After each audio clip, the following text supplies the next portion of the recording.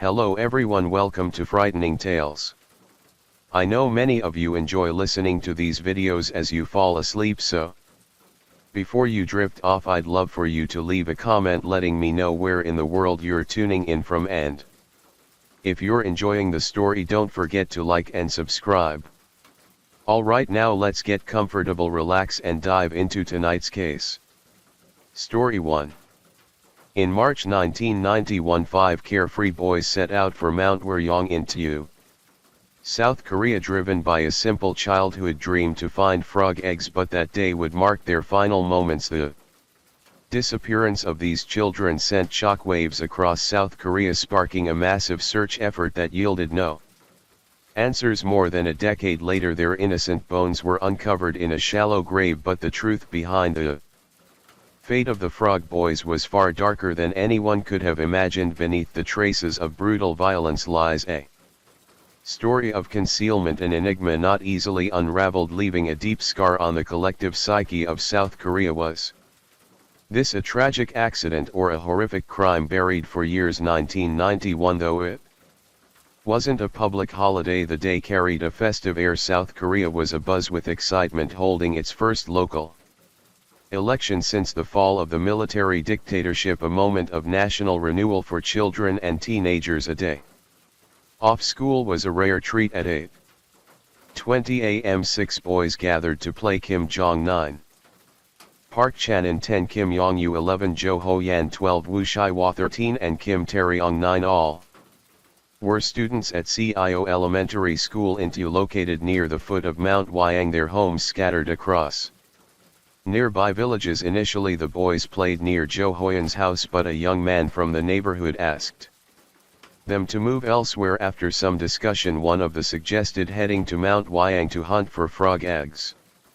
Before leaving, Kim Tae-ryong ran home for breakfast and told his parents about the plan. They forbade him from going, urging him to stay home. Meanwhile, the other 5 boys prepared and set off for the mountain. The morning passed quickly, and by noon the boys hadn't returned. At first their parents assumed they were caught up in play, unconcerned, but by 6:30 p.m. Kim Yong's mother grew uneasy, peering out her window to no sign of her son. As dusk settled, the absence of 5 children who hadn't ventured far felt increasingly strange. Her anxiety mounting, she decided to check with the families of her son's playmates. On her way, she noticed a crowd buzzing with conversation. They were the families of the other missing boys. None had returned. Without hesitation, they grabbed flashlights and headed to the mountain to search. After hours of scouring the area, they returned empty-handed and reported the incident to the police. The police, however, explained they couldn't launch a full-scale search immediately, as most officers were assigned to election duties. Moreover, since the boys had been missing for less than 24 hours, the desk officer tried to reassure the parents that the children would likely return soon. Dissatisfied with the delay, the families returned to the mountain, now joined by other villagers. By 3:00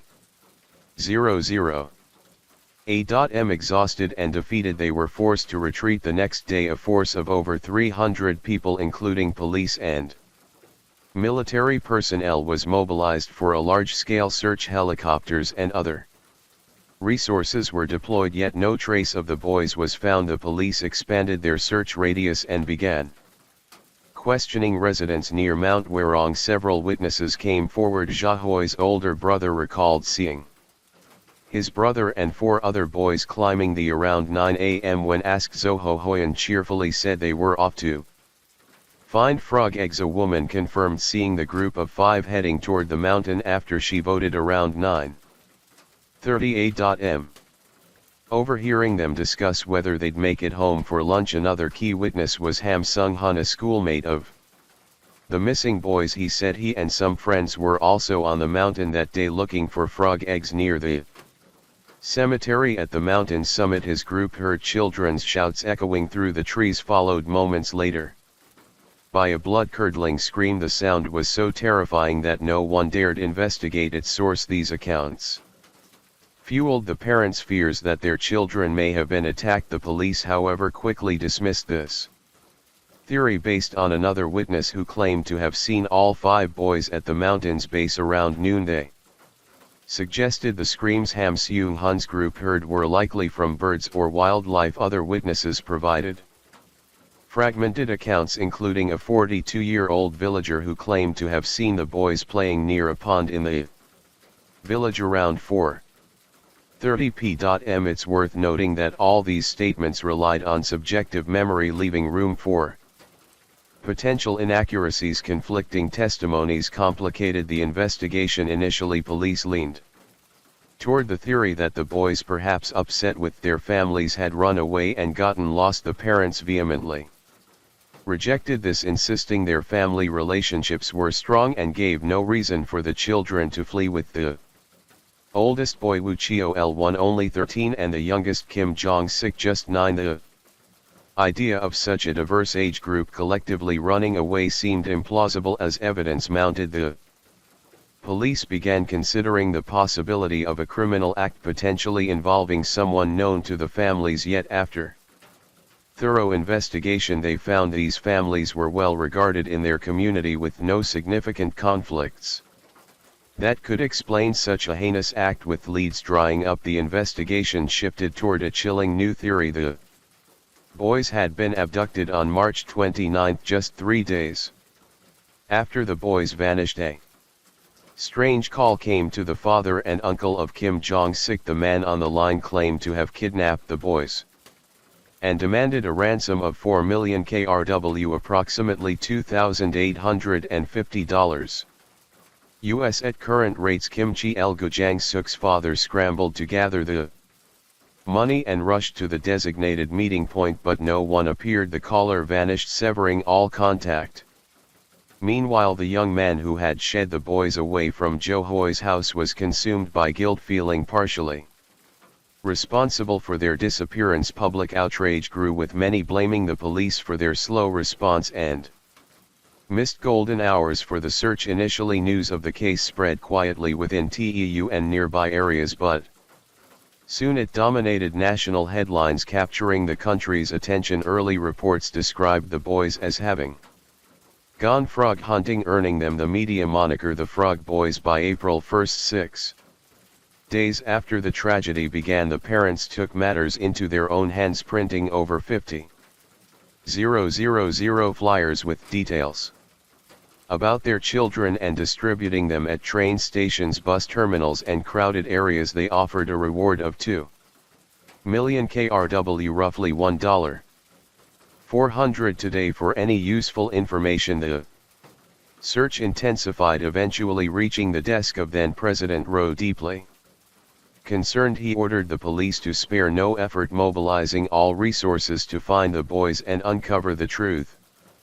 Following his directive, police and military launched another sweeping search of the mountain and surrounding areas, leaving no stone unturned. A chilling detail surfaced near Mount Wuryong lies a reservoir, the site of a tragic drowning years earlier. This fueled public speculation that the boys might have wandered there after their mountain adventure and met a fatal mishap. To rule out this theory, rescue teams drained the reservoir entirely, only to find no trace of the boys. As public fascination grew, the personal phone numbers of the victims' families were exposed to the public. Meanwhile, the police covertly installed wiretaps on the families' lines, clinging to the faint hope of capturing critical information from someone with knowledge of the boys' fate. They held out for calls that might unlock the mystery. In reality, the parents were bombarded with countless calls, some eerily sounding like children's voices. After exhaustive investigation, police deemed most of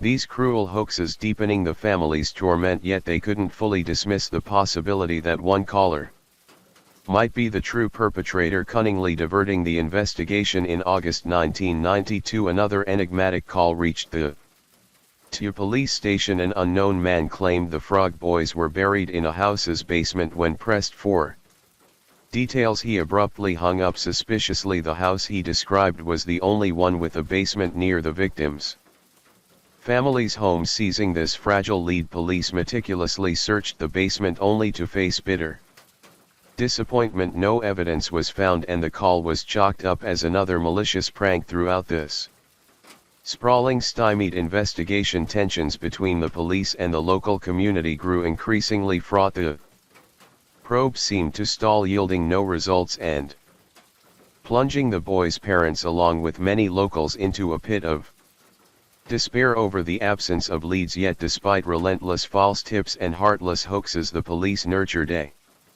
faint hope that the boys were still alive somewhere. For the parents, the agony of their loss became a powerful force, driving them to search tirelessly, even abandoning their jobs to dedicate every moment to this seemingly futile quest. Pulling their limited funds, they purchased an old van and embarked on a grueling nationwide journey, distributing flyers with their children's images, pleading for any help. Moved by their plight, local businesses offered support, printing the boys' names and faces on everyday items like phone cards, cigarette packs and product packaging. In a daring move, one company emblazoned the boys' bright smiles on a massive hot air balloon, hoping their images would soar across the skies and touch the hearts of those who might hold answers. By November 1992, after nearly 8 months of relentless effort, the police had fielded over 1,000 calls about the disappearance, but most were sadly false or worthless. During this deadlock, a poignant film, Come Back Frog Boys, inspired by the tragic case, premiered, sparking renewed public interest across South Korea. Yet the lack of fresh leads and the stalled investigation fueled bizarre rumors, conjuring unbelievable scenarios about the boys' fate. Some insisted they were kidnapped by North Korean spies, others whispered a grim theory implicating individuals with Hansen's disease, leprosy. Though these speculations seemed outlandish and baseless, police were compelled to investigate every possibility, no matter how remote. Time drifted silently and the case faded into public memory, lingering as a quiet wound. In January 1996, a shocking claim struck like a thunderbolt. Professor Kim Kwon, a criminal psychologist from the Korea Advanced Institute of Science and Technology, boldly accused Kim Chu, father of Kim Jong-sik, of murdering the boys and concealing their bodies in his own yard. Fury surged within the grieving father Kim Chu at this baseless accusation. He adamantly denied ever harming his cherished son or his friends, even for a moment. But Kim Kwon's status at a prestigious institute lent his words undue weight, exerting immense pressure on the already floundering police. Bowing to the institute's influence, they made the agonizing decision to excavate Kim Chiu's home to test whether he was truly linked to this horrific crime. Facing this cruel verdict, Kim Chu spoke with bitter anguish, "Losing my son is a pain beyond words. For years I've struggled to live with this grief, yet now I'm accused of taking my own child's life and burying him in the home we shared. It's an outrage beyond comprehension." To test the professor's outrageous hypothesis, the police undertook a heart-wrenching excavation, even demolishing parts of Kim Jong-father's cherished home. A crowd of locals and reporters packed the street, their eyes burning with curiosity, eager to learn if Kim Chu was truly a villain. Officers scoured every corner, from the tiny bathroom to the cramped storage shed and the serene backyard. 2 grueling hours after the first shovel struck, the house lay in ruins, and a brutal truth stunned all. No evidence tied to the case was found. The fallout was swift. Professor Kim Kwon faced a firestorm of public outrage. His institute not only sacked him but also filed a defamation lawsuit. Undeterred, he clung stubbornly to his flawed stance, even publishing a book to justify his skewed perspective. For Kim Chu, the grieving father of Kim Jong-sik, exoneration came too late. The emotional toll had ravaged him. Seeking refuge in alcohol to numb the pain of his son's loss and the sting of false accusations, he succumbed to liver cancer in October 2001. Family members recalled that before the tragedy, Kim Chu was a robust, vibrant man who loved sports, but the weight of grief and years of drinking destroyed his health. In September 2002, 11.5 years after the boys vanished, a case that seemed destined to fade into obscurity took a startling Turn on September 26, police received a call from a local man in his 60s while foraging for chestnuts on Mount Wuryong. Prodding the soil with a stick, he uncovered what looked like old clothing buried shallowly. Curiosity drove him to dig deeper, only to recoil in horror at a human skull. Coincidentally, a day earlier another person reported finding remains on the mountain. Given the area's history of exhaustive searches and cruel hoaxes, police initially suspected another ruse.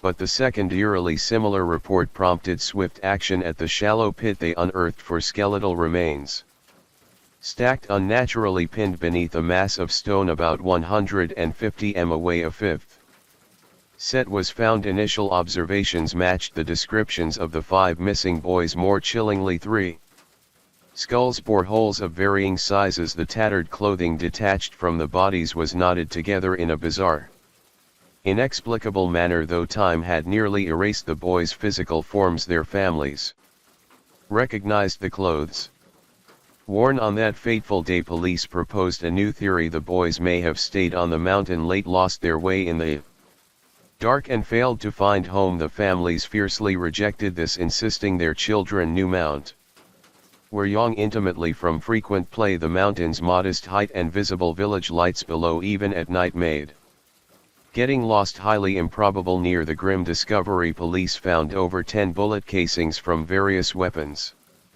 Though it was unclear if they were directly linked, their presence was notable as a firing range for the 50th Infantry Brigade of South Korea's 2nd Division lay nearby. A new suspicion arose: could the boys have been victims of stray bullets? This theory was quickly dismissed, as the odds of 5 children being struck simultaneously were near impossible. Moreover, no witnesses reported hearing gunshots that day. Deeper analysis of the remains revealed that the skull injuries didn't match bullet wounds. Another theory emerged: the boys might have collected the casings while playing. Subsequent searches, widely covered by the media, sparked a wave of public criticism, accusing police of hasty, unprofessional conclusions. This stemmed from their initial claim, based on one skeleton, that all 5 boys died of hypothermia. A team of esteemed forensic experts from Seoul National University conducted a thorough study. They found no injuries on the bones of Park Chan-in and Jo Ho-yan, making their cause of death indeterminable. However, Kim Jong-sik, Kim Yong-yu and Woo Chi-won bore severe skull injuries, including small fractures and deep punctures. Kim Jong also had a broken left forearm. Woo Chae-won, the eldest, suffered the most, with roughly 25 distinct injuries. Though the exact time of death remained elusive, the tragedy likely occurred on the day they vanished. Crucially, meticulous forensic analysis led to a heartbreaking conclusion: all 5 boys were murdered. By examining the wounds, investigators determined the weapon was likely a specialized construction tool with a sharp pointed end and a flat end, often used for scraping welding slag. Though uncommon in daily life, such tools were standard for welders at the time. Yet this slim clue left identifying the killer a daunting challenge. Based on the evidence, police reconstructed the horrific events. The boys likely went to Mount Wuryong to search for bird nests. Splitting up to cover more ground, suddenly a stranger attacked. Woo Chae-won, the eldest, fought back fiercely, sustaining the injuries. Kim Jong-sik, in panic, tried to flee but was struck from behind. Instinctively raising his left arm to shield himself, he suffered a broken forearm as the assailant pressed on. Kim Yong-yu also attempted escape but was caught and endured brutal blows to the head. After killing 3 boys, the perpetrator subdued Park Chan-in and Jo Ho-yan. For reasons unclear, he removed their clothes, tying them into a crude rope and strangling them, explaining the absence of physical injuries on their bones. After the savage act, the killer hastily buried the 5 bodies in a shallow pit, placing a large stone at top, perhaps to mark the site or conceal his deed. Police didn't rule out the possibility that the killer returned multiple times, possibly living nearby. The crime showed both premeditation and spontaneity in victim selection. Evidence of spontaneity came from the boys' unplanned trip and attacking 5 Children though young was a reckless act suggesting no prior targeting. The investigation faced fierce public debate.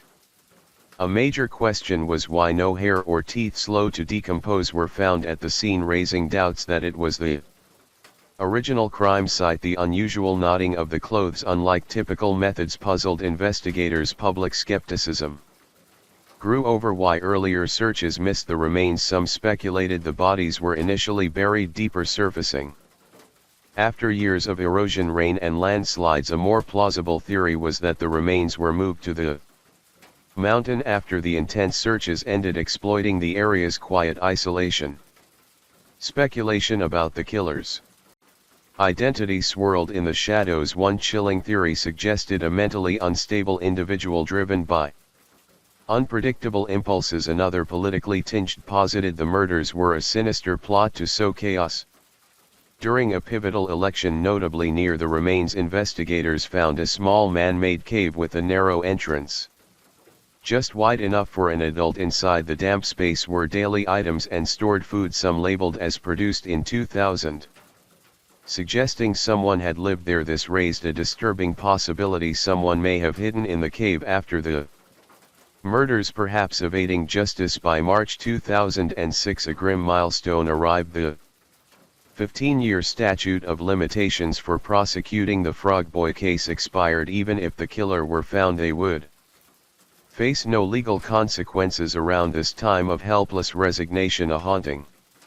new rumor emerged suggesting one of ill-fated boys might have been linked to an odd family living at the base of Mount Werong. According to whispers, this family had a child with intellectual disabilities and kept a large, aggressive hunting dog, normally chained. The dog was reportedly unleashed on the day of the tragedy to facilitate kennel repairs. Tragically, the child couldn't control the animal, which attacked one of the boys. Fearing punishment, the family allegedly killed the entire group to conceal the horrific truth, then secretly relocated, burying their dark secret for years. For this unverified rumor, guilt overwhelmed a family member who confessed the chilling tale to a new acquaintance, sparking its rapid spread. Many believed this was the painful truth behind the case, yet the story of the family at the mountain's base remained an unconfirmed rumor, unsupported by any concrete evidence from police. In February 2011, the case haunted South Korea again when Children, a film inspired by the Frog Boys tragedy, hit theaters. By 2015, after years of deadlock, police officially closed the investigation and public debate gradually faded. But in 2021, an unexpected social media comment reignited interest in the long-dormant case. Though deemed bizarre and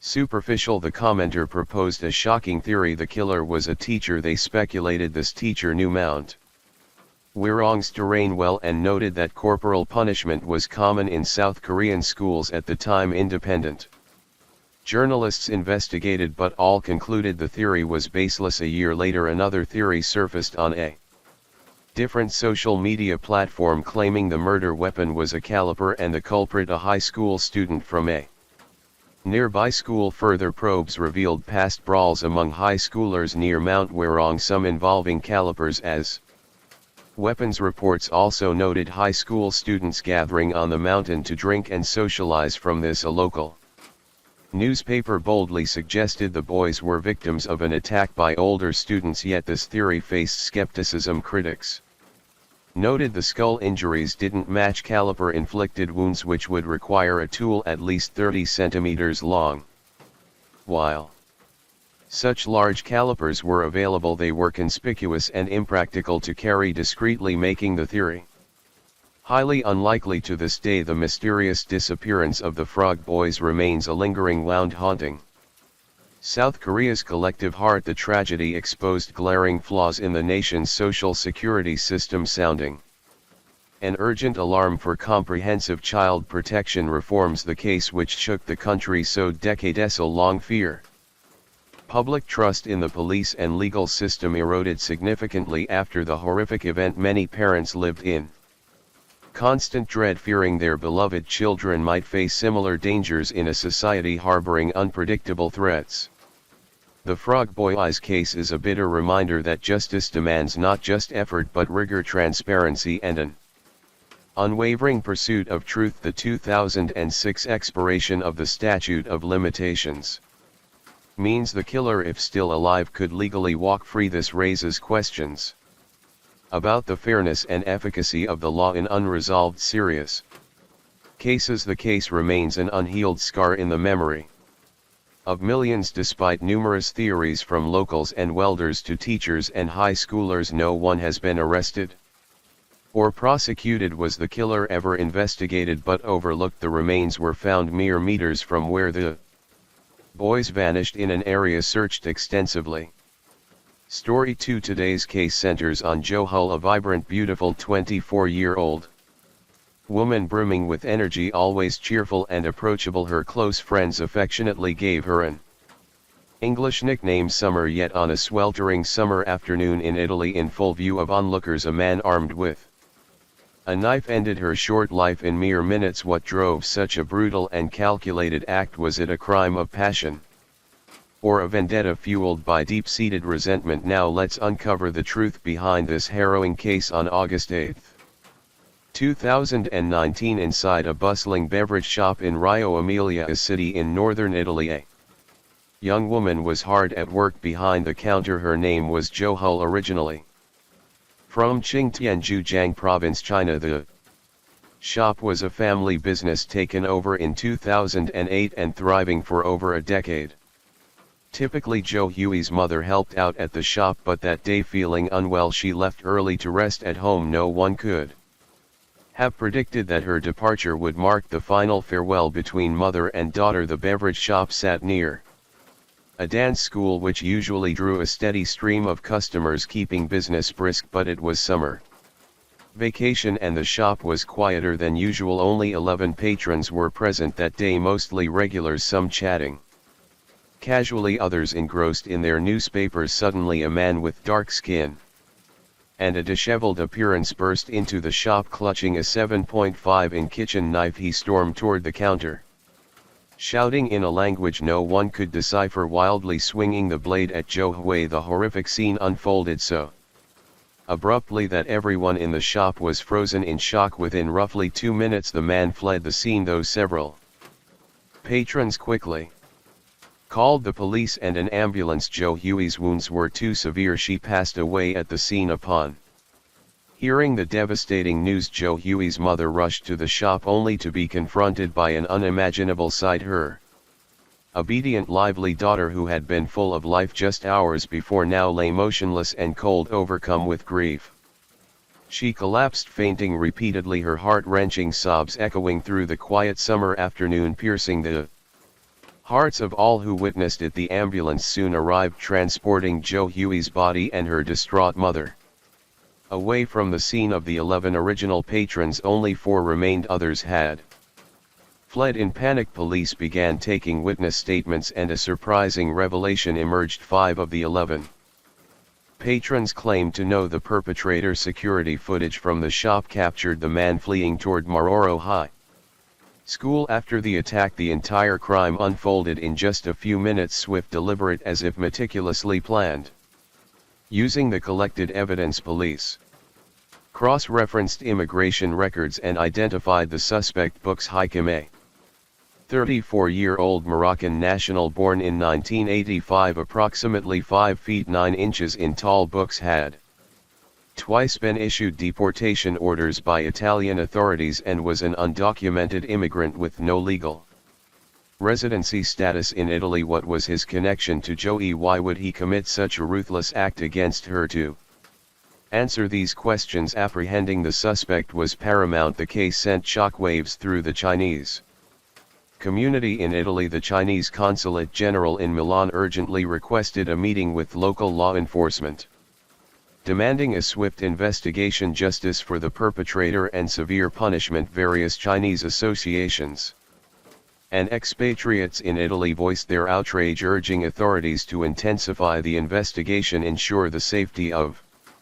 legitimate businesses, and maintain public order. The following day, major Italian media outlets covered the tragic murder, condemning the violent act and prominently displaying wanted posters, with the suspect's image calling on the public to provide any leads. Law enforcement mobilized extensively with police canine units, firefighters and carabiners scouring the area. Alerts were issued to law enforcement agencies across Europe and even to Moroccan police to prevent the suspect from fleeing the continent. On the afternoon of August 9, just 24 hours after the crime, a patrol spotted Bouxid near a railway track mere steps away, but he skillfully used obstacles along the tracks to evade capture, vanishing without a trace after crossing the railway. Police and Caribbean sealed off the area, deploying forces along the tracks and temporarily halting train operations. Despite these efforts, books had remained at large. On August 11, residents reported possible sightings of the suspect. The search area's complex terrain, dense with thicket, prompted police to deploy canine units, firefighters and all available resources for a large-scale carpet-style search in a thicket. Authorities found a sandal believed to belong to the suspect, likely dropped during his escape. Suspecting books might be armed, police tightened the search radius, yet despite moments when capture seemed imminent, he repeatedly slipped through their grasp, leaving the manhunt at a standstill.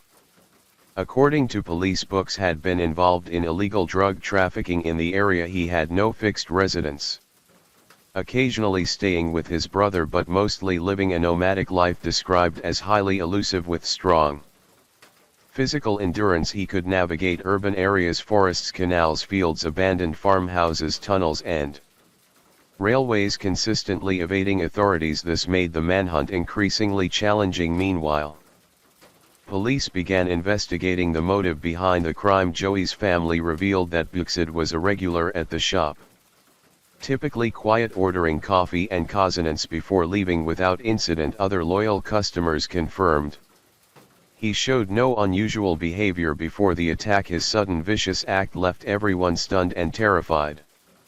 Despite his vagrant appearance, his drug trafficking ensured he wasn't destitute. Ruling out financial desperation as a motive, he neither stole nor had any known debts or conflicts with Joey's family. Police theorized that the crime might stem from a deep-seated hatred of society, particularly toward women, developed during years on society's margins. That evening on August 11, Joy's family and the local Chinese community held a memorial at the beverage shop. The deputy mayor of Rio Emilia, responsible for immigration affairs, joined them together. They stood silently before the shop, lighting candles and laying flowers, mourning the untimely loss of the young Chinese woman while condemning the brutal act of violence. In a media interview, Ju's brother sharply criticized the Italian police's effectiveness and the alarming state of public safety in the area. As a family member, he not only witnessed his sister's tragic death but also felt the lack of protection for the immigrant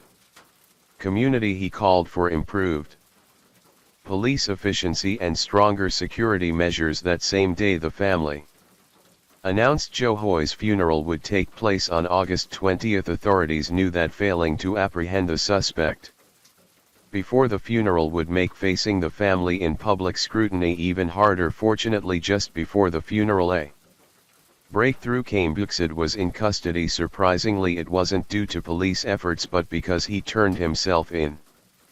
Perhaps driven by hunger, exhaustion, or the realization he was cornered, Bucks had walked into the Carabineri headquarters in central Rio Emilia at 1:35 a.m. on August 19 with a calm demeanor. He told the duty officer, "I'm the one you're looking for." Barefoot and still wearing the blood-stained clothes from the day of the crime, he appeared even more haggard than before. Though visibly exhausted, he was fully lucid. After requesting food and water, he began detailing the crime. Bucks had admitted to hiding the murder weapon in a forest and led police to the location. The site was in northeastern Rio Emilia, a labyrinth of canals and underground tunnels stretching to a highway, toll booth and railway in a dense, overgrown area with limited visibility. Police found an old mattress where Bucks had claimed he had hidden and slept after The crime on August 8. The 7.5-in knife was concealed under a brick nearby. They recovered his phone containing 2 SIM cards registered under false identities used for his illicit dealings. Remarkably, this area had been a focal point of the police search on August 9, just a day after the crime. A resident reported seeing Buksid there. Police had thoroughly searched the area but found no trace of him, whether due to his cunning or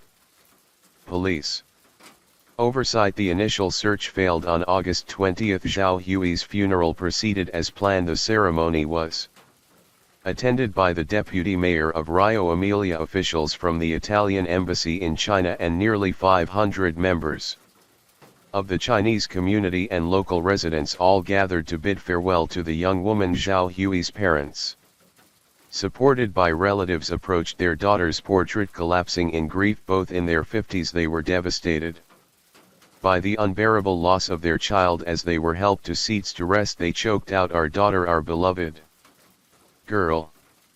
The heart-wrenching scene moved everyone present to tears. A journalist interviewed locals who spontaneously brought flowers to the funeral. One recalled knowing Xi well, as her shop was just steps from their workplace. They often stopped by for coffee. Remembering her radiant, friendly smile, beyond their grief they felt profound sorrow and regret. Such a vibrant, kind young woman taken so tragically. A Romanian woman, after placing a bouquet and lighting 2 candles before Ho's casket, whispered as she left, "What a pity, so young indeed."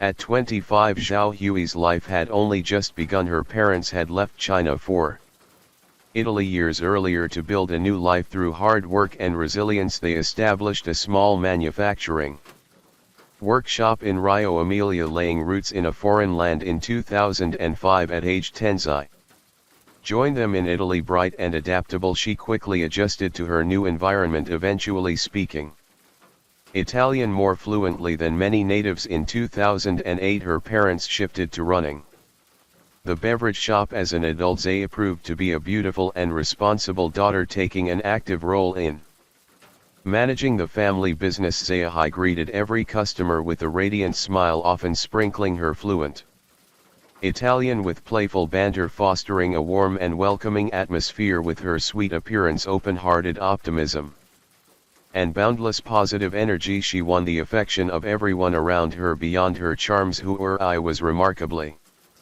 talented, particularly in singing. She frequently competed in music contests, earning praise from judges and audiences alike. Just a year prior, in July 2018, she clinched 2nd place in the adult category at the regional qualifiers for a Chinese language singing competition for overseas Chinese in Italy. Such a gifted and promising young woman struck down in a tragic injustice left everyone reeling with sorrow and disbelief. Fortunately, the perpetrator, Buksid Hikim, was finally brought to justice. While this could not erase the pain, it offered a measure of solace for Zhao Hui's soul and some comfort to her grieving family. But why would such an exceptional young woman fall victim to Buksid's brutal blade? This question haunted the public for days, and now at last answers have emerged. Initially, police hypothesized that the crime stemmed from misogynistic rage fueled by the resentment of someone living on society's fringes. However,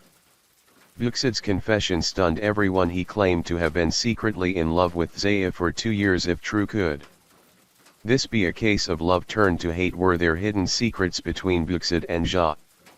Yet after interviewing Zhao Hui's family, police found no evidence to support this claim. Her family firmly stated there was no romantic relationship whatsoever between Zhao Hui and Buksid. Reflecting on the past, they described Buksid as a quiet regular who occasionally couldn't pay and asked to settle later, often tied to shady dealings. At times he was overly familiar, jokingly calling Zhao Hui's mother Mama, which annoyed her, though she let it slide. Ho Hui, fluent in Italian, openly expressed distaste for his behavior. Once, when she demanded he settle a $10 debt, Buksid had reacted with irritation, slamming the money on the counter and threatening revenge. At the time, no one took his words seriously. How could they foresee that a thoughtless threat would spark such a devastating tragedy? Given his conduct, how could a refined, educated woman like Zhao Wei ever develop a romantic connection with him? Her family believed Bucks had fabricated the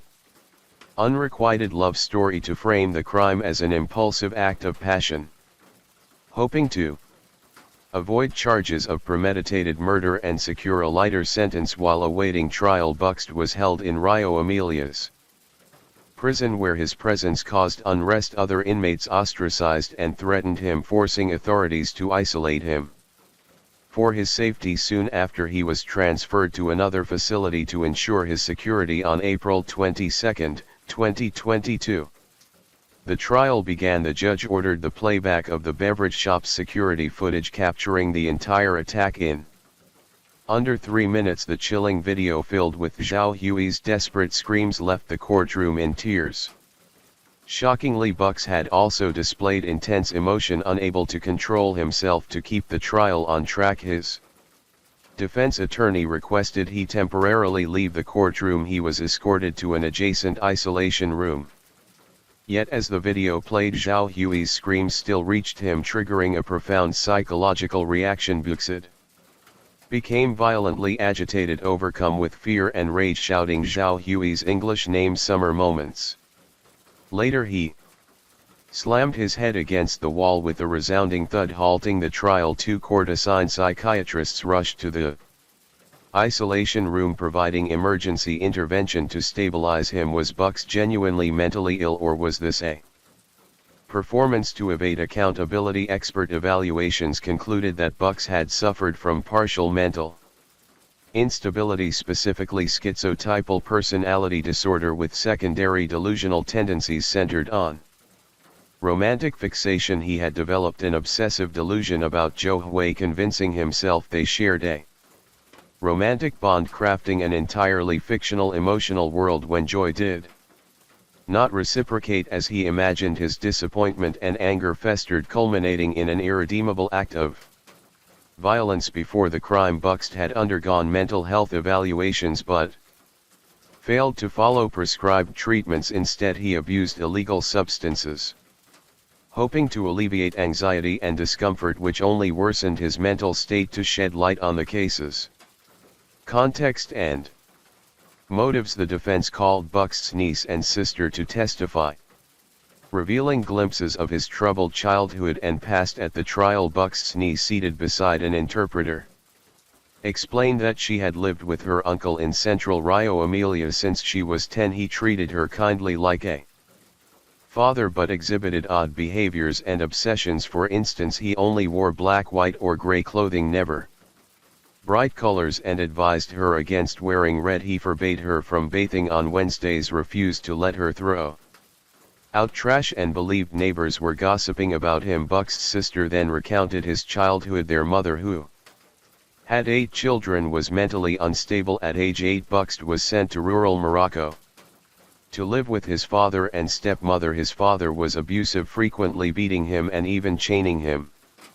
outside like a dog. Bx had often fainted suddenly, and his family believed he was possessed. As a child, he frequently ran away, only returning to live with his sister. At 16 in his youth, Bucks had became infatuated with an older neighbor who had children. This early fixation may have foreshadowed the tragedy. He confessed his feelings to the neighbor, who gently rejected him, saying she saw him as a son, making a relationship impossible. Devastated, Bucks had left home. Later, his family reunited in Rio Amelia. He attempted suicide 3 times, though he was saved each time. His sister feared he would harm himself but never imagined he could hurt others. She revealed that before the crime, Bucks had called her, asking her to buy 2 wedding rings engraved with his and Zhao Hui's names. Perplexed, she dismissed it and heard no more. Despite his mental issues, the court found that during the crime, Bucks' thoughts were clear, his actions deliberate and cold. Only the final stab was fatal, suggesting he prolonged Zhou Hui's pain and fear, perhaps wanting her to beg for mercy. This indicated he retained control and could have chosen differently. Despite his delusional feelings, his drug use further amplified his aggression. After 10 days on the run, he surrendered at 1 a.m., admitting his guilt to police, notably the area where he surrendered had less stringent security at that hour under an unwritten Italian legal practice self-surrender. And confession can lead to sentence reductions or early release, a common occurrence after turning himself in. Bucks had appeared lucid requesting food and water before confessing on May 6, 2022. After multiple hearings and legal proceedings, the Italian court convicted Bucks of premeditated murder due to his partial mental incapacity at the time of the crime. He was sentenced to 24 years and 6 months for the murder plus 1 year and 4 months for drug trafficking, totaling 25 years and 10 months. He was also ordered to pay Joe Huey's family $17,000 in compensation. Her brother argued this amount barely covered funeral costs and doubted they would ever receive it. Still, the family was generally satisfied with the verdict, hoping the court would not reduce the sentence, ensuring Bucks faced full accountability for his heinous act. However, Bucks' lawyer argued the sentence was too harsh and appealed. In 2022, the Bologna Court of Appeals rejected the defense's claim of total mental incapacity, but considering his partial mental state, reduced the sentence to 20 years and 6 months. The defense appealed again to Italy's Supreme Court, requesting a suspension of the sentence on November 23, 2023. The Supreme Court upheld the appellate ruling, rejecting the appeal after the case concluded. Joe Huey's family sold the beverage shop and left the area burdened by painful memories. They relocated to Verona, seeking a fresh start and hoping to find peace. Story 3. This is the final message sent by victim Tramy to her mother from inside the doomed container in the frigid darkness of a remote industrial estate. British police were stunned to discover 39 Vietnamese migrants lifeless inside a refrigerated lorry container. No one could have imagined that a journey promised as a life-changing opportunity would turn into a harrowing voyage to death. The scene left behind heart-wrenching traces, claw marks on container walls, stifled cries for help, and illuminated on one victim's phone screen a desperate message: "I'm sorry, Mom.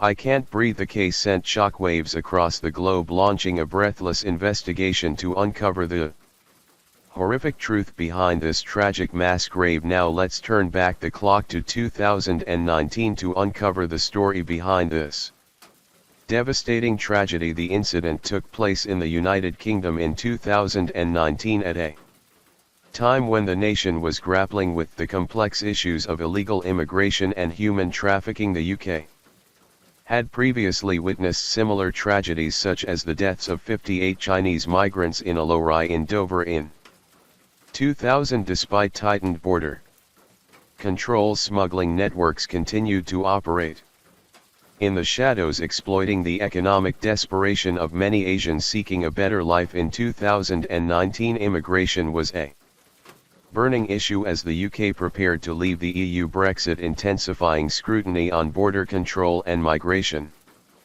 Yet this very scrutiny drove many to risk everything to enter the UK through transnational smuggling routes. The quiet Waterglade industrial estate in Grays, Essex, east of London, suddenly became the epicenter of global attention when the death container was discovered. Meanwhile, in Vietnam, impoverished villages in the central and northern provinces Nam Hai Dinh Quang Binh Hung Gong Hai Duong silently bid farewell to their sons and daughters seeking opportunities abroad. Many families mortgaged their homes or borrowed sums as high as $39,000 to secure a ticket for their loved ones to cross borders in search of a better future. These rural regions among Vietnam's poorest buzzed with tales of transformation, dreams fueled by stories of lucrative wages in the UK and the sight of grand houses built with remittances sent home. The journey of migrants through these smuggling networks often unfolded in stages. From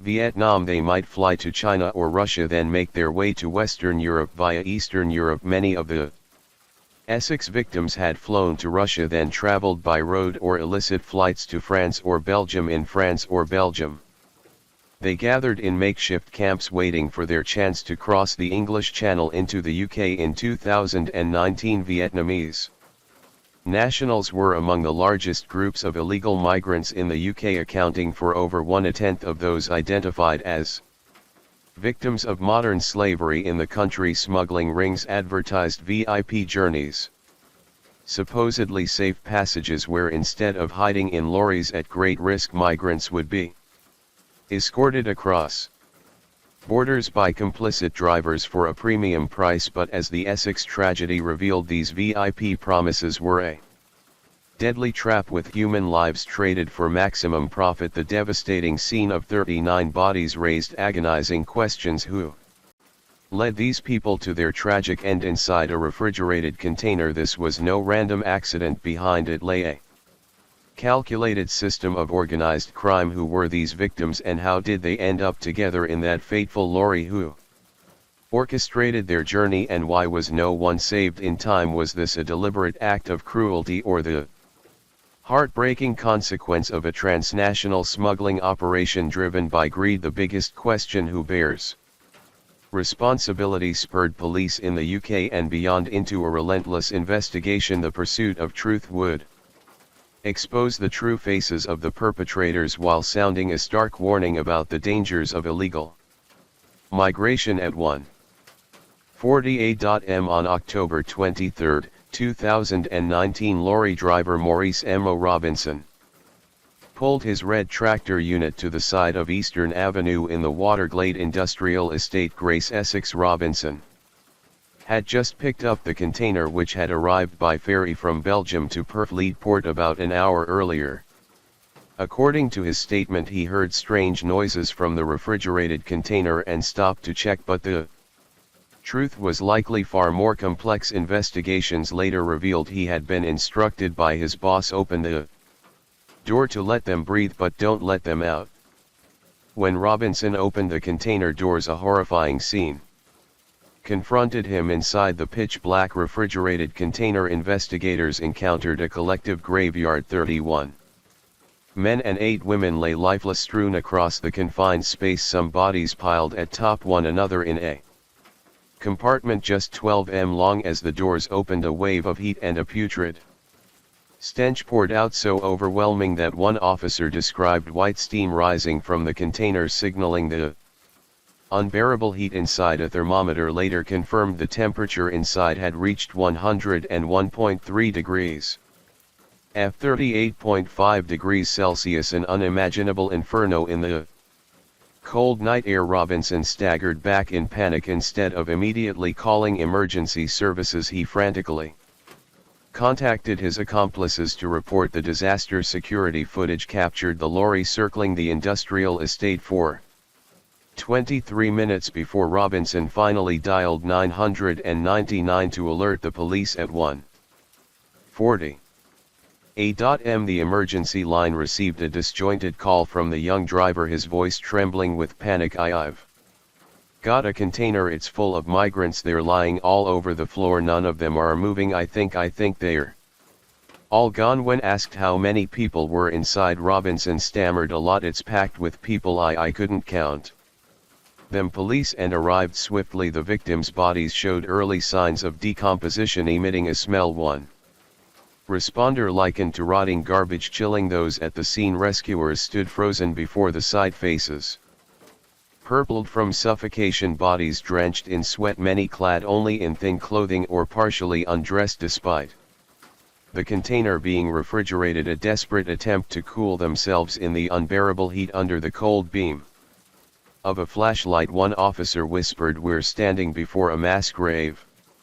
The lifeless container had become a coffin entombing 39 souls. First clues at the scene: police recovered personal belongings including mobile phones and identification documents. Initially, these documents led authorities to believe the victims were Chinese, prompting an early announcement that all 39 victims were Chinese nationals, but within 24 hours leads from Vietnam began to emerge. Families across the country reported loved ones missing after attempting to migrate to the UK. Calls from Vietnam flooded Essex police, and phones recovered at the scene rang incessantly with contacts saved in Vietnamese naming.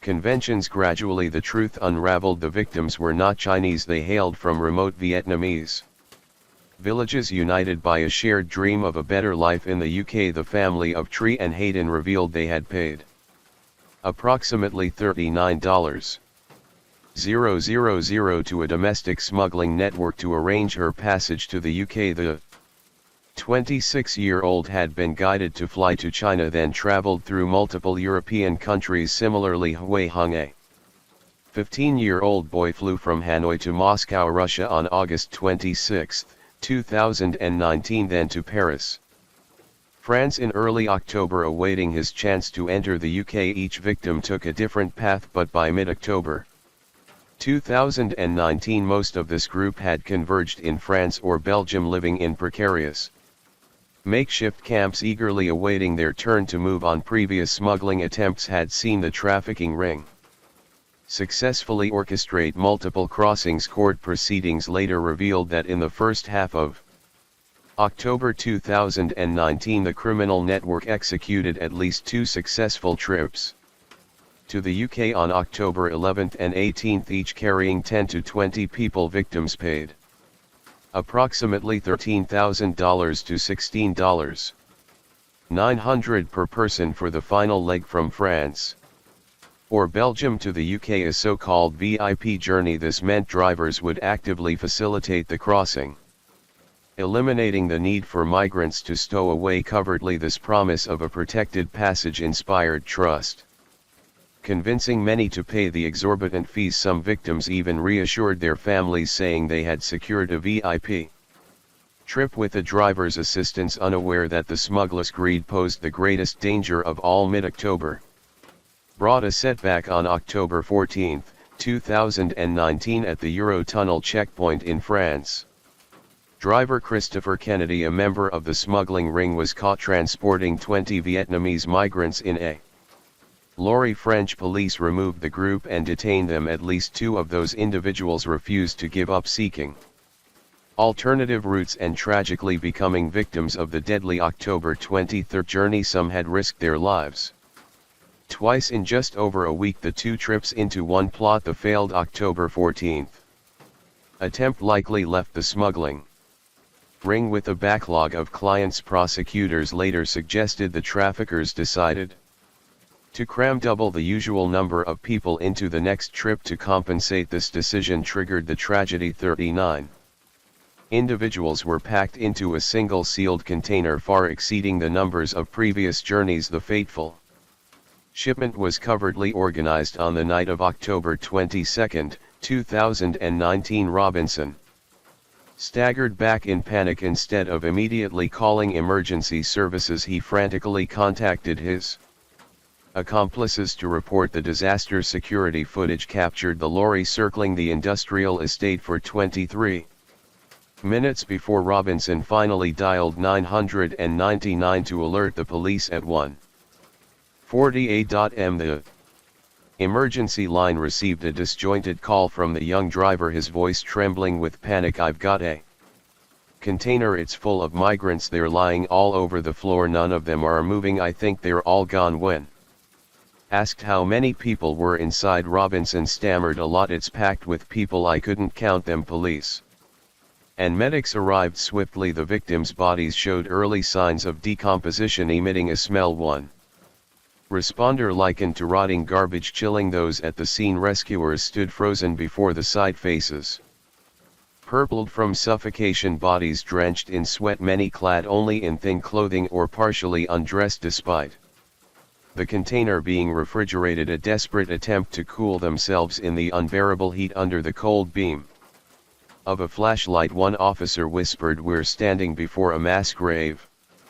The lifeless container had become a coffin entombing 39 souls. First clues at the scene: police recovered personal belongings including mobile phones and identification documents. Initially, these documents led authorities to believe the victims were Chinese, prompting an early announcement that all 39 victims were Chinese nationals, but within 24 hours leads from Vietnam began to emerge.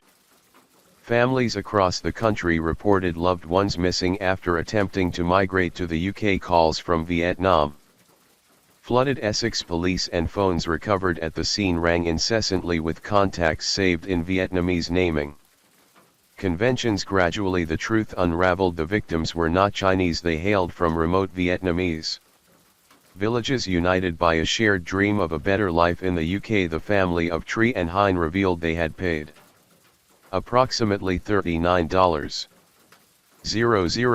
to a domestic smuggling network to arrange her passage to the UK. The 26-year-old had been guided to fly to China, then traveled through multiple European countries. Similarly, Hai Hung, a 15-year-old boy, flew from Hanoi to Moscow, Russia on August 26, 2019, then to Paris, France in early October, awaiting his chance to enter the UK. Each victim took a different path, but by mid-October 2019 most of this group had converged in France or Belgium, living in precarious makeshift camps, eagerly awaiting their turn to move on. Previous smuggling attempts had seen the trafficking ring successfully orchestrate multiple crossings. Court proceedings later revealed that in the first half of October 2019 the criminal network executed at least 2 successful trips to the UK on October 11th and 18th, each carrying 10 to 20 people. Victims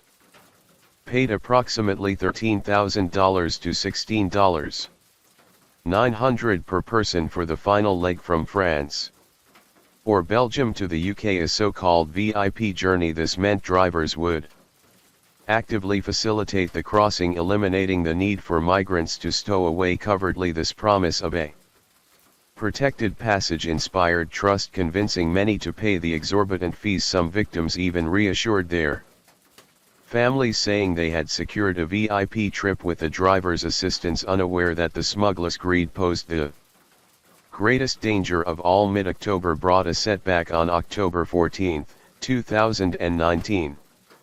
At the Eurotunnel checkpoint in France, driver Christopher Kennedy, a member of the smuggling ring, was caught transporting 20 Vietnamese migrants in a lorry. French police removed the group and detained them. At least 2 of those individuals refused to give up, seeking alternative routes and tragically becoming victims of the deadly October 23rd journey. Some had risked their lives twice in just over a week. The 2 trips into one plot. The failed October 14th attempt likely left the smuggling ring with a backlog of clients. Prosecutors later suggested the traffickers decided to cram double the usual number of people into the next trip to compensate.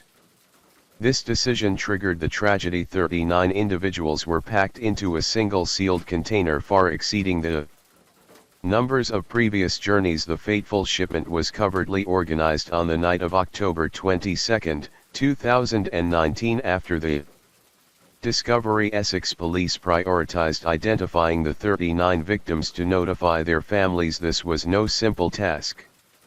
They were foreign nationals with no legal identification. Initially, as mentioned, authorities suspected they were Chinese, even involving the Chinese embassy. However, scattered clues soon pointed to Vietnam. Clues at the scene. Among the recovered belongings were a few forged passports and IDs, some bearing Chinese names, but the mobile phones told a different story. Amid the crowded, lifeless bodies, phones buzzed incessantly. Investigators noticed caller IDs with Vietnamese names like mom, brother, or darling wife. One phone held an unsent message in Vietnamese: trauma eyes, I'm sorry mom. These details were immediately relayed to coordinating authorities. Parallel to the investigation in the UK, in late October 2019, families in Vietnam whose loved ones had gone missing reported their concerns to local authorities. Provinces like Nong Cat and Cuong Bin and Hai An compiled lists of suspected victims and sent them to the UK for cross-referencing. The Vietnamese embassy in London dispatched personnel to Essex to assist with identification. On November 7, 2019, Essex police officially confirmed that all 39 victims were Vietnamese, ranging in age from 15 to 44. Their identities were verified through DNA matching with relatives and photo recognition. The identification process Was deeply moving at the Morgan Broomfield Hospital UK. One victim's phone rang incessantly, parents in Vietnam calling in vain hoping for a response. Investigators fought back tears. Knowing the deceased was likely the person sought by those desperate calls in Vietnam, families waited in anguish.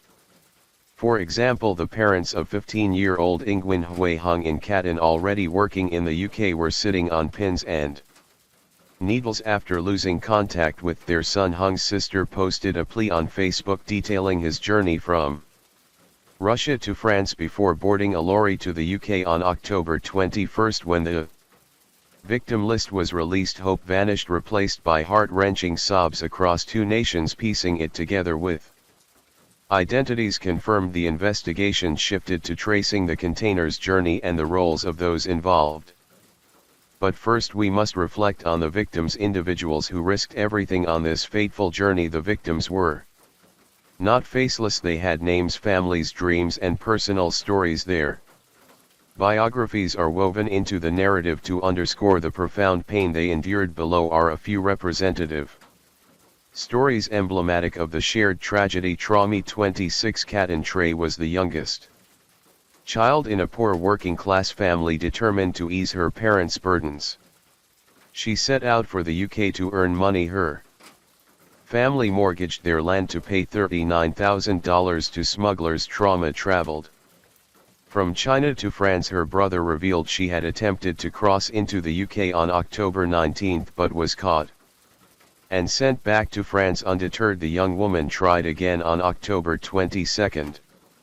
A journey that became her last. Before her death, she sent her mother a haunting farewell text. Traumi's image, a gentle, beautiful daughter lying among 38 compatriots in a foreign land, became a poignant symbol of the tragedy. Jean Luong, 20, Kin Luong arrived in France early, hoping to reach the UK to work as a nail technician. His family last heard from him in mid-October, when he reported the final leg to the UK would cost around $14,300.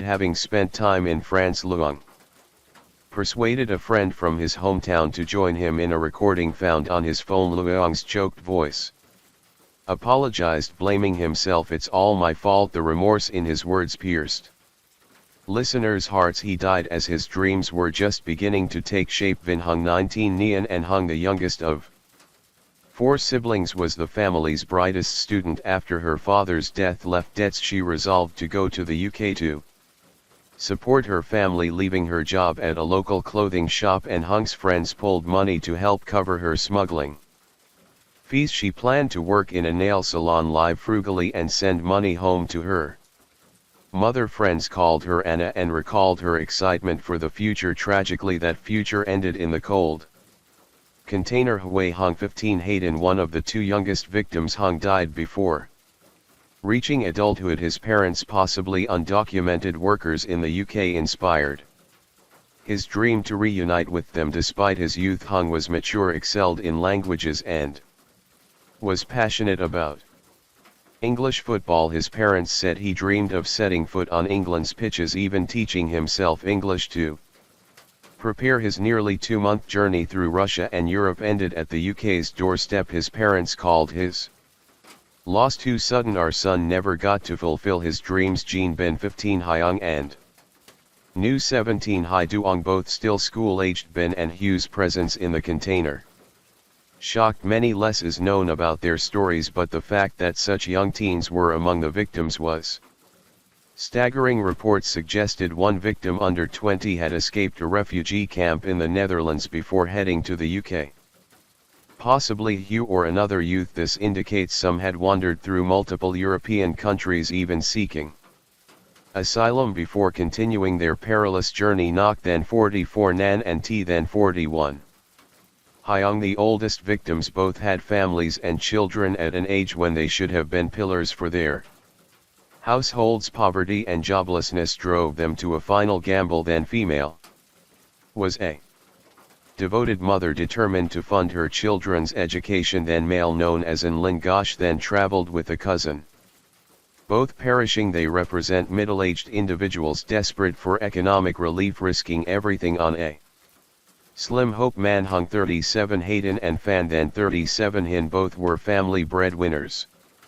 With young children for the sake of their family's survival they left their wives and kids with promises to soon send money home and was remembered as a devoted father. The thought of their children waiting for a better life only to lose their fathers forever is heart-wrenching. These biographies are but a few of the 39 tragic stories. Each name represents an unfulfilled dream. Some aspired to own nail salons, others to work in restaurants, and one young man dreamed of becoming a footballer. They were husbands, wives, children, parents, everything to their families. Their loss is not just a number but 39 shattered families, 39 grieving lineages, and a stunned community. Following the discovery, Essex police launched the largest criminal investigation in the county's history. The container scene was sealed off with forensic experts meticulously collecting evidence.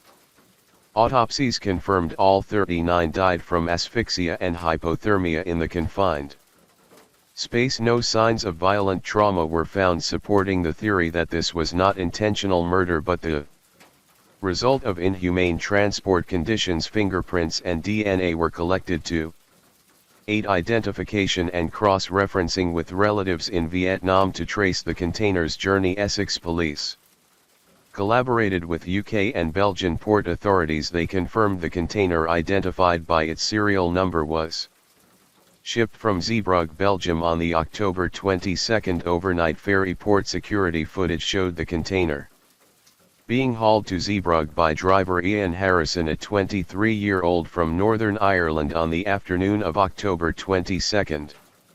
Harrison was identified as the driver who delivered the container to the ferry. A Europe-wide arrest warrant for Harrison was issued immediately. In the UK, CCTV footage from Perth Fleet Port showed Maurice Robinson's red tractor unit picking up the container around 12:30 a.m. on October 23. Cameras also captured Robinson driving away, stopping at Waterglade Industrial Estate around 10:05 a.m. moments before opening the container. This established a clear timeline. The container entered the UK at 12:30 a.m. and the deaths were discovered by 1:40 a.m., meaning the tragedy unfolded before Robinson took possession. Initial arrests on October 23, 2019. Essex police arrested Maurice Robinson at the scene on suspicion of manslaughter of 39 people. Robinson initially denied involvement, claiming he merely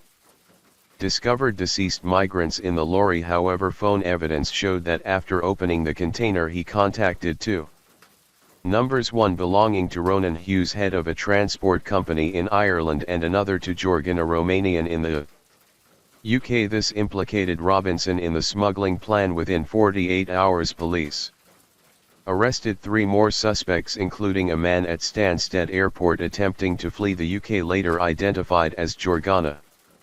A couple linked to a transport company was also detained but later released due to insufficient evidence of direct involvement. Expanding the investigation to Ireland and Europe, phone call evidence led to Ronan Hughes, a 40-year-old Northern Irish transport company owner. The tractor unit used by Robinson belonged to Hughes Company. Hughes and Robinson were already acquainted. UK police coordinated with authorities in Northern Ireland, and Belgium's federal police. Belgian prosecutors opened a parallel investigation since the container passed through their territory. A theory emerged: this was a transnational smuggling network involving individuals in the UK, Northern Ireland, Belgium, France, and possibly Vietnam. Technical evidence. Examining Robinson's phone, police found a message from Hughes sent on the evening of October 22. Call logs between Robinson, Hughes, N.A. and Harrison revealed ongoing communication during prior smuggling trips. GPS data from the lorry confirmed Robinson's involvement in smuggling runs on October 11 and 18. Traffic cameras on the M25 motorway captured a convoy led by N.A. collecting migrants from a container on October 18. A successful trip corroborating Witness accounts of Nica's presence at prior drop-off points. Belgian police provided further evidence. Zeebrugge port. Cameras from October 22 showed figures climbing into the container before it was sealed and loaded onto the ferry.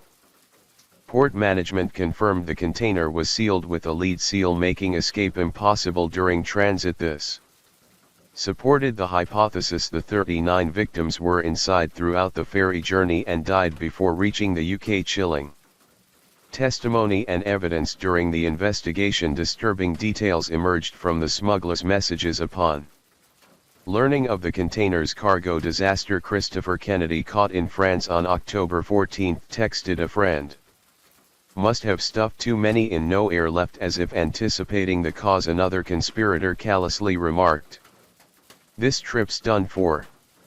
These cold messages became damning evidence showing the smugglers were aware of the risks, but prioritized profit. Phone location data placed Gower and NA near Waterglade Industrial Estate during the early hours of October 23, coinciding with Robinson's presence. After learning of the deaths, NA fled to Europe but was arrested at Frankfurt Airport, Germany in late January 2020 under an international warrant. The picture clarified the deaths of 39 people were not an isolated act but a failure in a larger smuggling chain. UK, Belgian and Irish police uncovered that the network had operated since 2018, successfully smuggling hundreds of Vietnamese into the UK. Ronan Hughes led the transport arm in Europe, collaborating with GAR and NA to manage pickups and distribution in the UK. Ian Harrison and other drivers, including Christopher Kennedy and Maurice Robinson, were hired to transport the containers. In Vietnam, recruiters collected fees and funneled victims to the network. In May 2020, Vietnamese police arrested suspects Nan and Hayden for organizing illegal migration, targeting the intermediaries who sent the 39 victims to their deaths. Ultimately, 11 people in the UK and 19 in Belgium were convicted in connection to the Essex tragedy, with additional sentences in Vietnam and France. This international investigation was described as unprecedented for Essex police. They collaborated with 4 governments, dozens of law enforcement agencies, and raced against time to apprehend key suspects before they could flee. Their coordinated efforts bore fruit. The entire human trafficking network responsible for the 39 victims was brought to justice through the investigation. The key perpetrators emerged clearly. They did not wield weapons to take lives, but their greed and callousness led 39 people to a point of no return. Each played a role in the machinery of crime. Ronan Hughes, 41. Northern Ireland. The Ringler Hughes owned a transport company that operated a double life, hauling legitimate goods like sweets and soft drinks as a front while smuggling alcohol, tobacco and people across borders. Hughes coordinated drivers and scheduled lorry routes. His motive was pure profit. Each migrant paid him around $13,000 for the final crossing, while his costs, ferry fees and driver payments were negligible, yielding profits of hundreds of thousands per trip. Driven by greed, Hughes ordered 39 people crammed into one container to maximize earnings. Heedless of the deadly risks, when the tragedy struck, he fled to Ireland, but realizing escape was futile, surrendered in April 2020. He pleaded guilty to 39 counts of manslaughter. Ionica, 43, Romania. Hughes' primary accomplice in the UK, NA, a former lorry mechanic, was well versed in covered transport. Living in Essex, he managed the reception of smuggled migrants in the UK, organising 16-seater vans to collect them from drop-off points and arranging safe houses. On October 23, NA was at Waterglade to receive the cargo but fled when the disaster unfolded. Arrested later, he stubbornly denied manslaughter, admitting only to organising smuggling, as if distancing himself from the deaths. However, damning evidence, texts and calls with Hughes and drivers proved his complicity. Nica's motive was also profit, earning thousands per successful migrant. He once coldly texted a driver, "Don't let them out, just open the door." Maurice M.O. Robinson, 26, Northern Ireland. The driver who discovered the tragedy. Robinson was a key link in the network. Young and lured by quick money, he was paid $32,500 in cash for the October 22 job. His role was to wait in the UK, retrieve the container from the ferry and drive to the drop-off for NA's team. Robinson knew migrants were inside. He had succeeded in a similar run on October 18 when he opened the container and found 39 lifeless bodies. He was gripped by panic. His 23-minute delay in calling emergency services revealed his concern for self-preservation over the victims. Nonetheless, Robinson cooperated with police after his arrest, providing details about the network. Ian Harrison, 24, Northern Ireland. The driver for the Belgium leg. Harrison transported the 39 victims to the ferry. He had been involved in prior smuggling runs, driving legitimate cargo to Europe and smuggling people on return trips. On October 22 he delivered the container to Zeebrugge port, logging it as a standard refrigerated shipment. He likely heard or knew people were inside. A witness saw him accept payment from migrants before they entered. His motive was quick cash, earning far more than regular college jobs. When the case broke, Harrison fled to Northern Ireland but was arrested under a European warrant. He denied responsibility, claiming he didn't know the migrants could die, but the jury rejected his defense. Christopher Kennedy, 24, Northern Ireland. Though not directly involved in the October 23 trip, Kennedy was a driver in the network responsible for earlier runs. He was caught in France on October 14 with 20 Vietnamese migrants. Kennedy had successfully smuggled people into the UK multiple times, which led to complacency and his French arrest. After the Essex tragedy, he fled but was apprehended in late 2019. He claimed, "I was just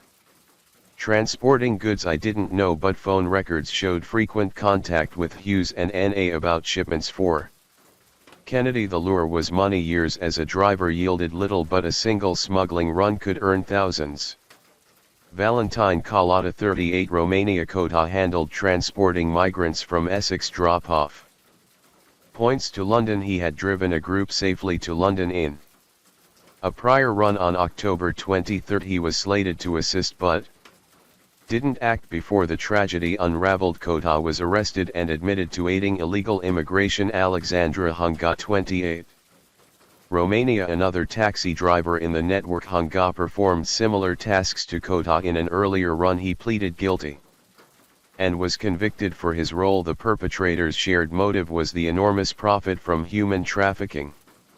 Each victim was merely a commodity worth tens of thousands of dollars. Greed blinded them to the obvious risks of cramming people like objects into a sealed container. At trial, the judge declared this was all about greed. This conspiracy was driven by financial gain. The defendants claimed they didn't intend to kill, but they ignored human lives when they chose to pack 39 people into an airtight space. The case was tried publicly at the Old Bailey Criminal Court in London, drawing global attention. The main trial occurred in late 2020 after over a year of investigation and case preparation. 7 key defendants faced trial in the UK.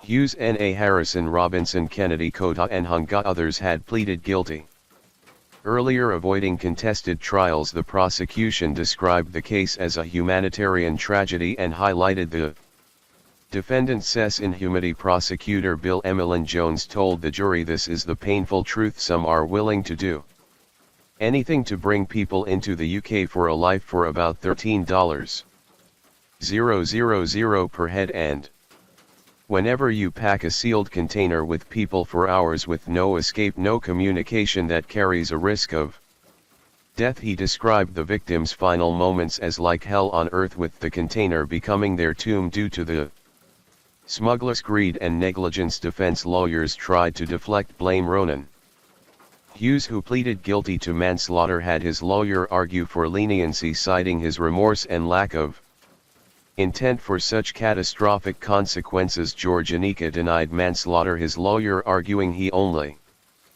provided transport services without intending harm. Ian Harrison's team also denied manslaughter, claiming he believed the container had ventilation or would be opened in time, not foreseeing the deadly outcome. They stressed his youth and inexperience, claiming he was drawn in by Hughes. Morris Robinson, having pleaded guilty early, faced little trial.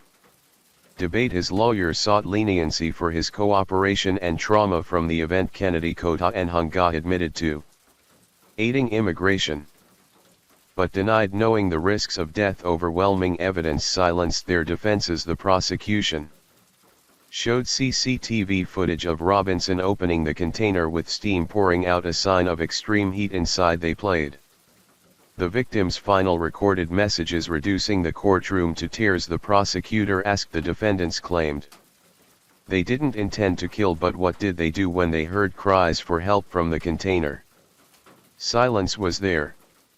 Answer: no one acted. Justice Sweeney ruled though they didn't directly kill, the defendants' callousness left 39 people to die in excruciating agony. He stressed the must deter as migration control affects society, economy and national security. The public is outraged by this cruelty. In December 2020, the jury convicted Jorianica and Ian Harrison of 39 counts of manslaughter and conspiracy to smuggle people. Ronan Hughes and Morris Robinson had already pleaded guilty to manslaughter. Christopher Kennedy and Valentine Collada were convicted of conspiracy to smuggle. Alexandra Hunga was similarly convicted. On January 22, 2021, the court delivered stern sentences. Jorianica 27 years for 39 counts of manslaughter and conspiracy. Ronan Hughes 20 years reduced for guilty plea. Ian Harrison 18 years. Morris Robinson 13 years and 4 months. Christopher Kennedy 7 years. Valentine Collada 4.5 years. Alexandra Hunga Tre Anani. The defendants collectively faced over 90 years in prison, a fitting reflection of the UK's justice system. The judge declared these sentences reflect the inhumanity of the traffickers and the gravity of their crimes. As the verdicts echoed, the courtroom fell silent. Many victims' relatives present wept quietly. Though the sentences couldn't bring loved ones back, they offered a measure of justice and solace that the perpetrators faced consequences. Post-trial public attention waned, but the pain in Vietnam lingered. In late November 2019, the 39 victims' bodies were repatriated by plane from the UK to Vietnam. Black draped coffins landed at Nha Airport in the dead of night, followed by long journeys back to their villages. Residents described sleepless nights in Nan and Hayden as entire communities stayed awake awaiting the heroes carrying their loved ones' wails. Pierced the cold night with candles and incense illuminating rural hamlets. No one could hold back tears at the sight of white-haired parents burying their young. An unbearable grief. The Vietnamese government covered repatriation costs and organized communal funerals, but the loss will haunt survivors for years. The deaths of 39 Vietnamese in the container shook the world. BBC, CNN and European outlets ran front-page stories calling it the worst migrant tragedy in the UK in decades. Early diplomatic tensions arose when media misreported the victims as Chinese, but once confirmed as Vietnamese, focus shifted to the plight of their families. Western reports asked why, with Vietnam's growing economy, do young people risk their lives to leave? The answer lay in their dreams of a better life. The case sparked debate about UK and EU immigration policies. Does tightening borders deter illegal migration, or does it push migrants toward deadlier routes from a criminal perspective? The severe sentences send a warning to other trafficking networks. The UK will not tolerate such crimes and will pursue international cooperation to prosecute offenders, yet supply meets demand as long as poverty persists at home and people are willing to pay for a better life abroad. Criminal networks will thrive. The root solution lies in creating livelihoods in home countries and raising awareness to avoid falling for false promises. The 2019 Essex tragedy is a modern human catastrophe.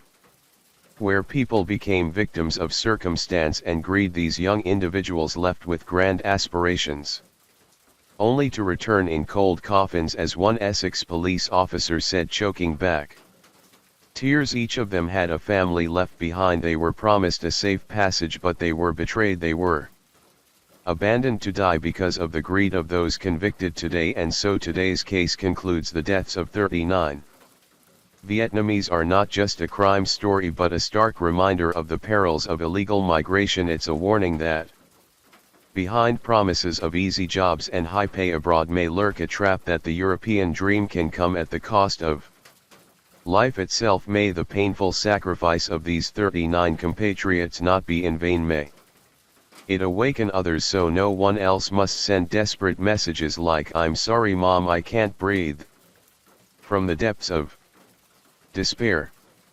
Story 4. Amazing Grace. How sweet the sound, how gracious did who killed these little souls? The answer lies back in the day of August 28, 2014. It was a Thursday when 3 children were signed out of Saxe-Gotha Elementary. 2 more were picked up from a nearby daycare.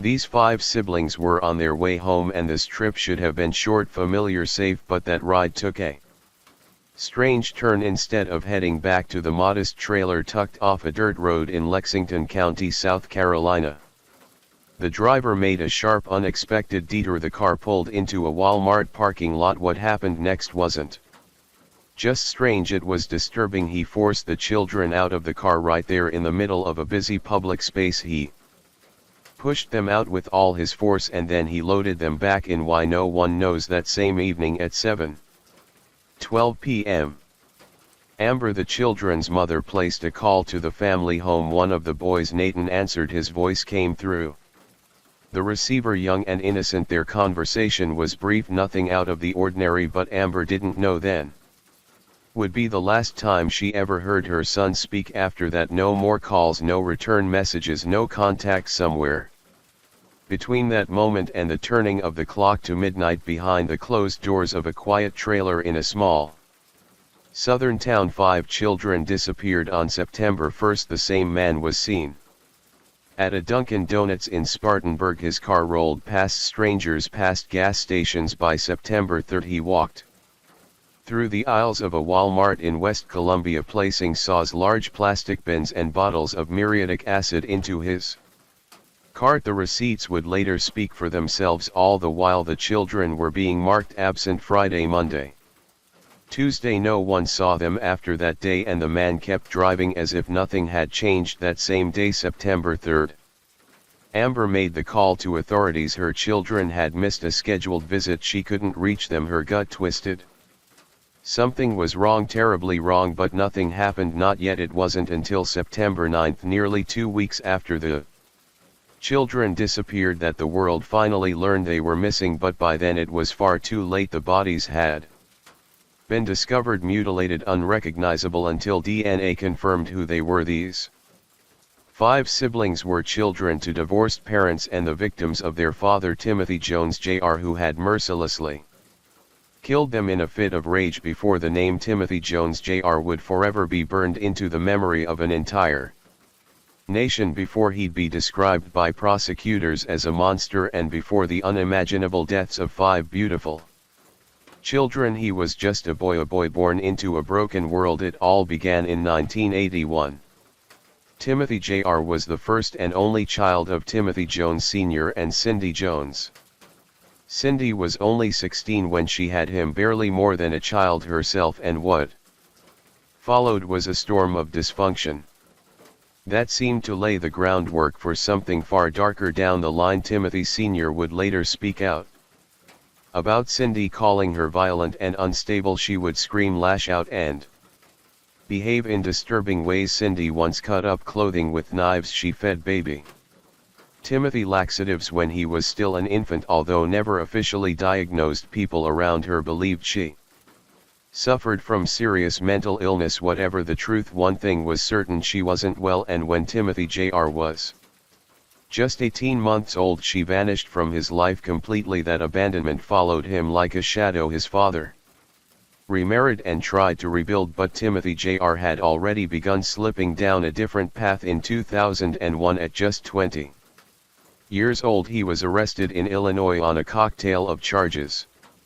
cocaine possession, check forgery, car theft. These weren't just reckless crimes, they were desperate ones. He was sentenced to 7 years in prison. He served just 2. Then came Amber Kaiser. She was 18, a young woman from Pennsylvania, when she met 22-year-old Timothy in Chicago. On paper it might have looked like a fresh start, a chance to build something better. They got married in 2004 in DuPage County, Illinois, and from their union came 5 children: Mara, Elias, Nathan, Gabriel, and Abigail. Those 5 little kids had bright eyes, soft voices, and dreams still waiting to be seen. They bounced from place to place: Pennsylvania to Mississippi, then finally South Carolina. Timothy earned a degree in computer engineering from Mississippi State University. In 2011 he secured a good job at Intel in Columbia, a $71,000 salary. He had stability, success, and a full house, but a pretty picture doesn't mean peace.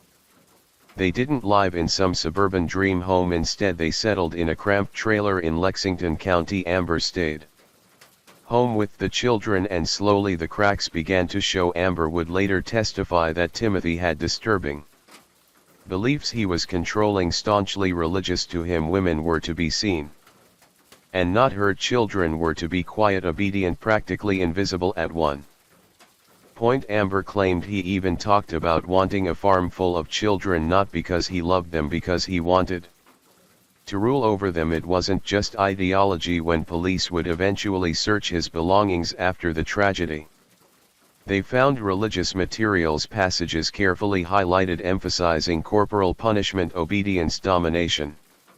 From the outside, the Jones family might have seemed like any other conservative household: a dad with a good job, a mom at home, kids running barefoot in the yard. But inside the walls of that Lexington trailer, darkness was festering, and the man at the center of it all, Timothy Jones Jr., was quietly spiraling. You see, monsters are rarely born overnight. They are made piece by piece. They make themselves experience by experience, until one day they think they are above everything else. And when Timothy finally showed what he is truly capable of, it would shock the world. In the twisted tale of Timothy Jones Jr., the unraveling wasn't sudden, it was slow, agonizing, and filled with signs that, looking back, feel like a chorus of unanswered alarms. By May of 2012, things between Timothy and Amber Jones had already begun to fray at the seams. Their marriage, once held together by the fragile dream of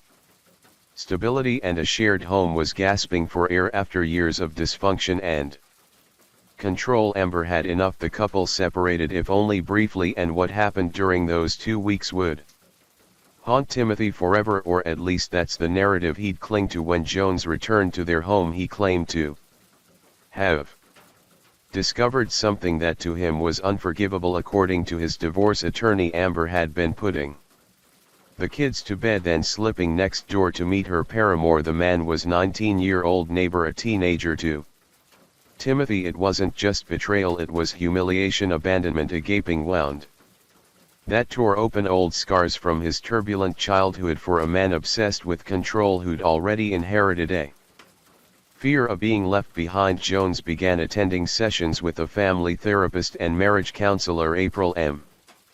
He's but rather than healing, these sessions revealed more disturbing truths about him. He didn't just feel betrayed, he felt broken. DRHS later testified that Jones was terrified of being abandoned. He was a man clinging to control, driven by childhood trauma, and now his wife, his family unit, was slipping away. Timothy didn't just blame Amber for infidelity, he accused her of neglect. He told authorities she wasn't caring for the children properly. These claims prompted an investigation by South Carolina's Department of Social Services DSS back in 2011. When they arrived, they found a disheveled home, disorganized, chaotic, but not dangerous enough to intervene. The case was quietly closed, but the emotional distance between Amber and Timothy was only growing wider. Their marriage never Recovered eventually Timothy took the children and left Amber behind. He moved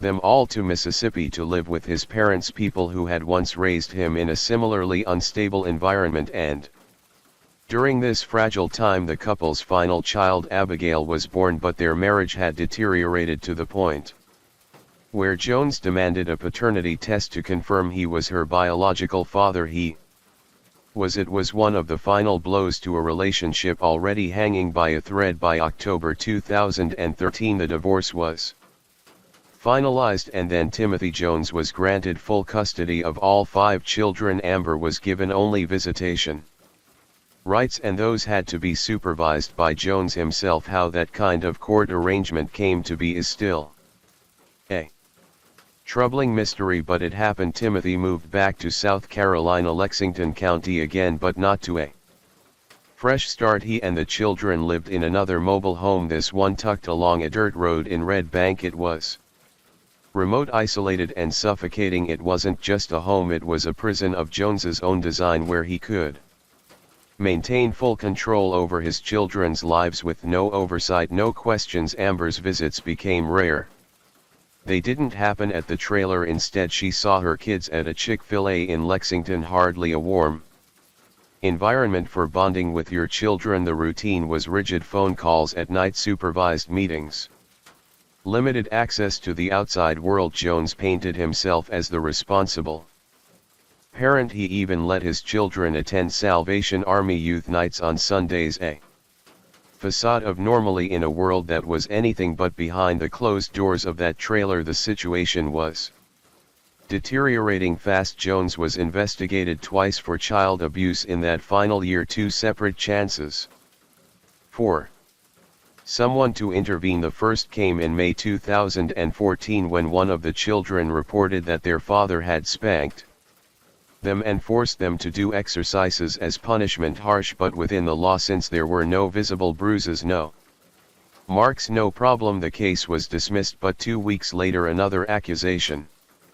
surfaced. This time it was chilling. A second complaint alleged that Jones routinely beat his children, left bruises, that he wasn't feeding them properly, that he deliberately kept them out of public school, not for homeschooling but so no one would see the bruises and ask questions. In the case notes a haunting line stood out: Dad appears to be overwhelmed as he is unable to maintain the home. Yet again the case wasn't closed, it wasn't resolved either, it just lingered. It sat in limbo. Investigators never had the chance to finish their report because within weeks before that case could be concluded, 5 innocent children would be dead. A systemic failure at every level. The warning signs were there, the patterns were documented, the cries for help were made, some whispered, some loud, and still no one stepped in. And as Timothy Jones Jr. became increasingly unhinged, fixated on obedience, haunted by betrayal, and crumbling under the pressure of single parenthood, his children became collateral in a storm he could no longer control. On the night of August 28 inside the family's home, he killed all 5 of those poor little humans who were supposed to be under his protection. He said it started after one of the boys, Nathan, damaged an electrical outlet. That mistake sent him into a rage. He forced the child to do intense physical exercises, what he called pure, until the boy collapsed. In his own words, he said he pitted his ass until he couldn't handle it anymore. He claimed Nathan died in bed afterward, but later forensic experts didn't agree with that version of events. They believed Nathan had been strangled that night. He didn't stop after Nathan died. He turned to the others. In his confession he said he strangled the children one by one. His eldest daughter Mara watched him kill one of her brothers, so he strangled her too. He admitted using a belt on the youngest one, saying their necks were too small for his hands. He wrapped their bodies in black trash bags and used bleach to mask the smell. Then he kept them with him. DNA expert Stephanie Stanley later confirmed the identity of the children through genetic samples found in both the car and the home. The bodies had been stored in his vehicle the entire time, but since the man was legally their guardian, no Amber Alert was issued. Their disappearance didn't make headlines until it was far too late. I'm going to tell you, we already have It's a unique case. By the time you reached a verdict of murder of those 5 kids, you had already established we had put into these 2 aggravating circumstances. First, 1, 2 or more persons were murdered by the defendant.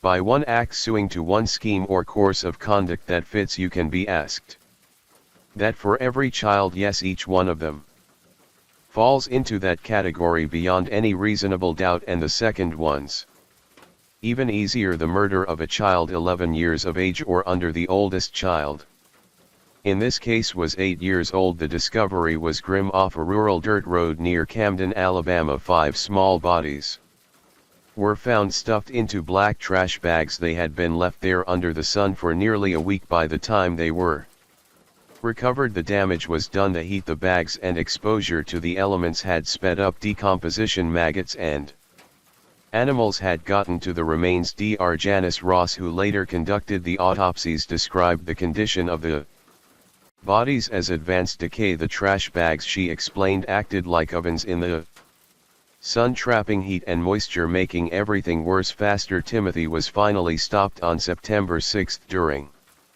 a routine traffic checkpoint in Mississippi. He was behind the wheel of a Cadillac Escalade. To the officers, he looked off, odd, erratic, possibly violent. At first they thought he might just be under the influence, but when they ran his South Carolina plates, everything changed. Alerts lit up about 5 missing children inside the car. Officers found more than just a strange man. They discovered blood, bleach, maggots, materials commonly used to cook meth, even handwritten notes, disturbing guides step by step detailing how to mutilate a body. He was also high on synthetic marijuana at the time. In the following days, he led investigators and FBI agents to the remote site where the children had been dumped. It would later come out in court that this wasn't the original plan. He had intended to drive all the way to the Mexican border to dispose of the bodies, but somewhere along the way, the smell of death grew too strong. The heat, the stench, it was too much, so he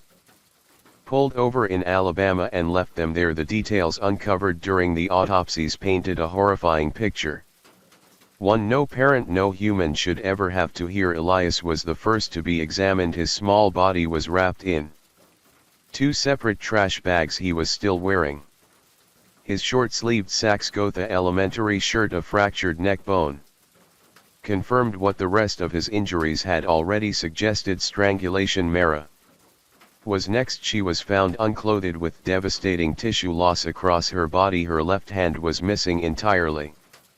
Gabriel's autopsy revealed 2 parallel marks across the side of his necklines that matched what would be made by a belt or a wide strap. The signs were unmistakable. He had been strangled with something other than hands. Abigail, the 4th autopsy, had an empty stomach and was the least decomposed of the 5. That too said something. She might have been the last to die. Then there was Nathan. His body bore deeper signs of violence. Dr. Janice Ross ruled the cause of death for all 5 children as asphyxiation, manual strangulation. Each one was listed as a homicide because of the advanced decomposition. She couldn't pinpoint exact times of death, but only one of the children had food in their stomach. That detail alone raised chilling possibilities. Some of them may have been weak, possibly starving before they were killed. Later, the man behind it all was extradited back to South Carolina. At first he gave no explanation,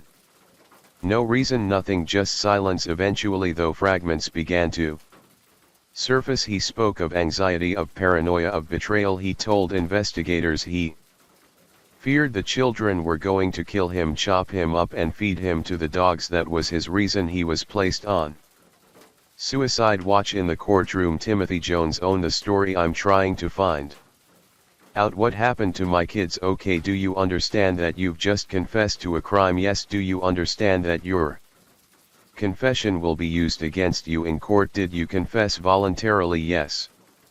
Did anyone threaten you if you didn't confess? Can you speak a little louder? No. No. His confession was played out loud for the jury on the tape. He admitted plain and clear that he wasn't forced to talk. The only thing he said the investigators promised was a good burial for his 5 children, and then without hesitation he said it. He killed them. Right there in their family's mobile home on South Lake Drive in Lexington. Jones claimed it all started with Nathan. He said the boy had broken an outlet and to punish him he made him do push-ups and squats way too many. Later Jones said he found his son dead in bed. That moment, he said, changed everything. He described it as a snap, like his mind flipped. Any normal person would have called the police, he told the investigators, but I took the coward route. He said he started following voices in his head. He even blamed what he called a demonic gremlin. After Nathan, he strangled the other 4 children one by one. He admitted putting all 5 of their bodies into the trunk of his vehicle, at first without even using plastic bags. At one point he confessed he thought about cutting up the bodies or burning them. He even wrote those plans down, but he said he couldn't go through with it. His voice trembled in parts of the tape. Mercy and give life for no reason at all, without stating a reason. You have that power if you think that fits this case and say you find mitigating circumstances. Does that mean life is automatic? No, you can find both aggravating and mitigating circumstances and give death. The law allows that. You can find both and give death. He's going to tell you there's other evidence. We generally call it character evidence.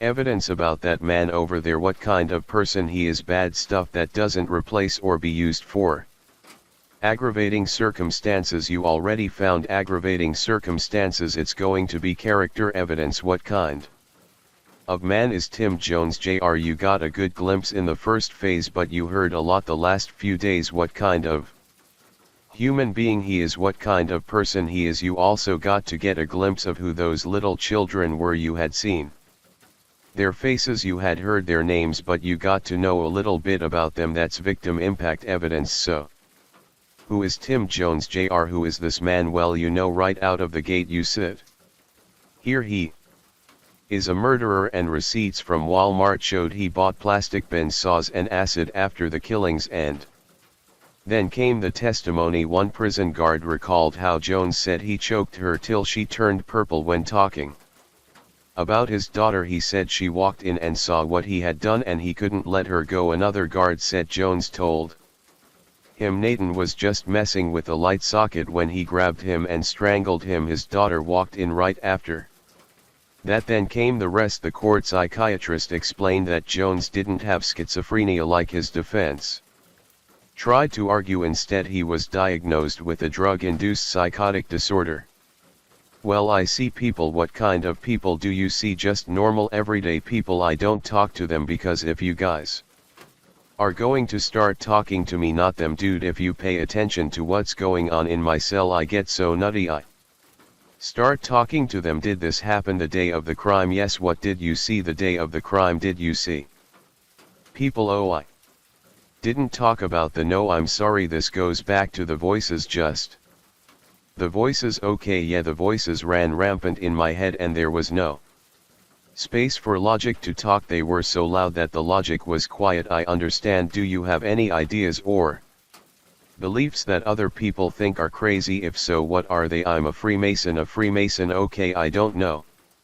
They probably think my thoughts about exercise are nuts, but I tend to think people should take care of themselves.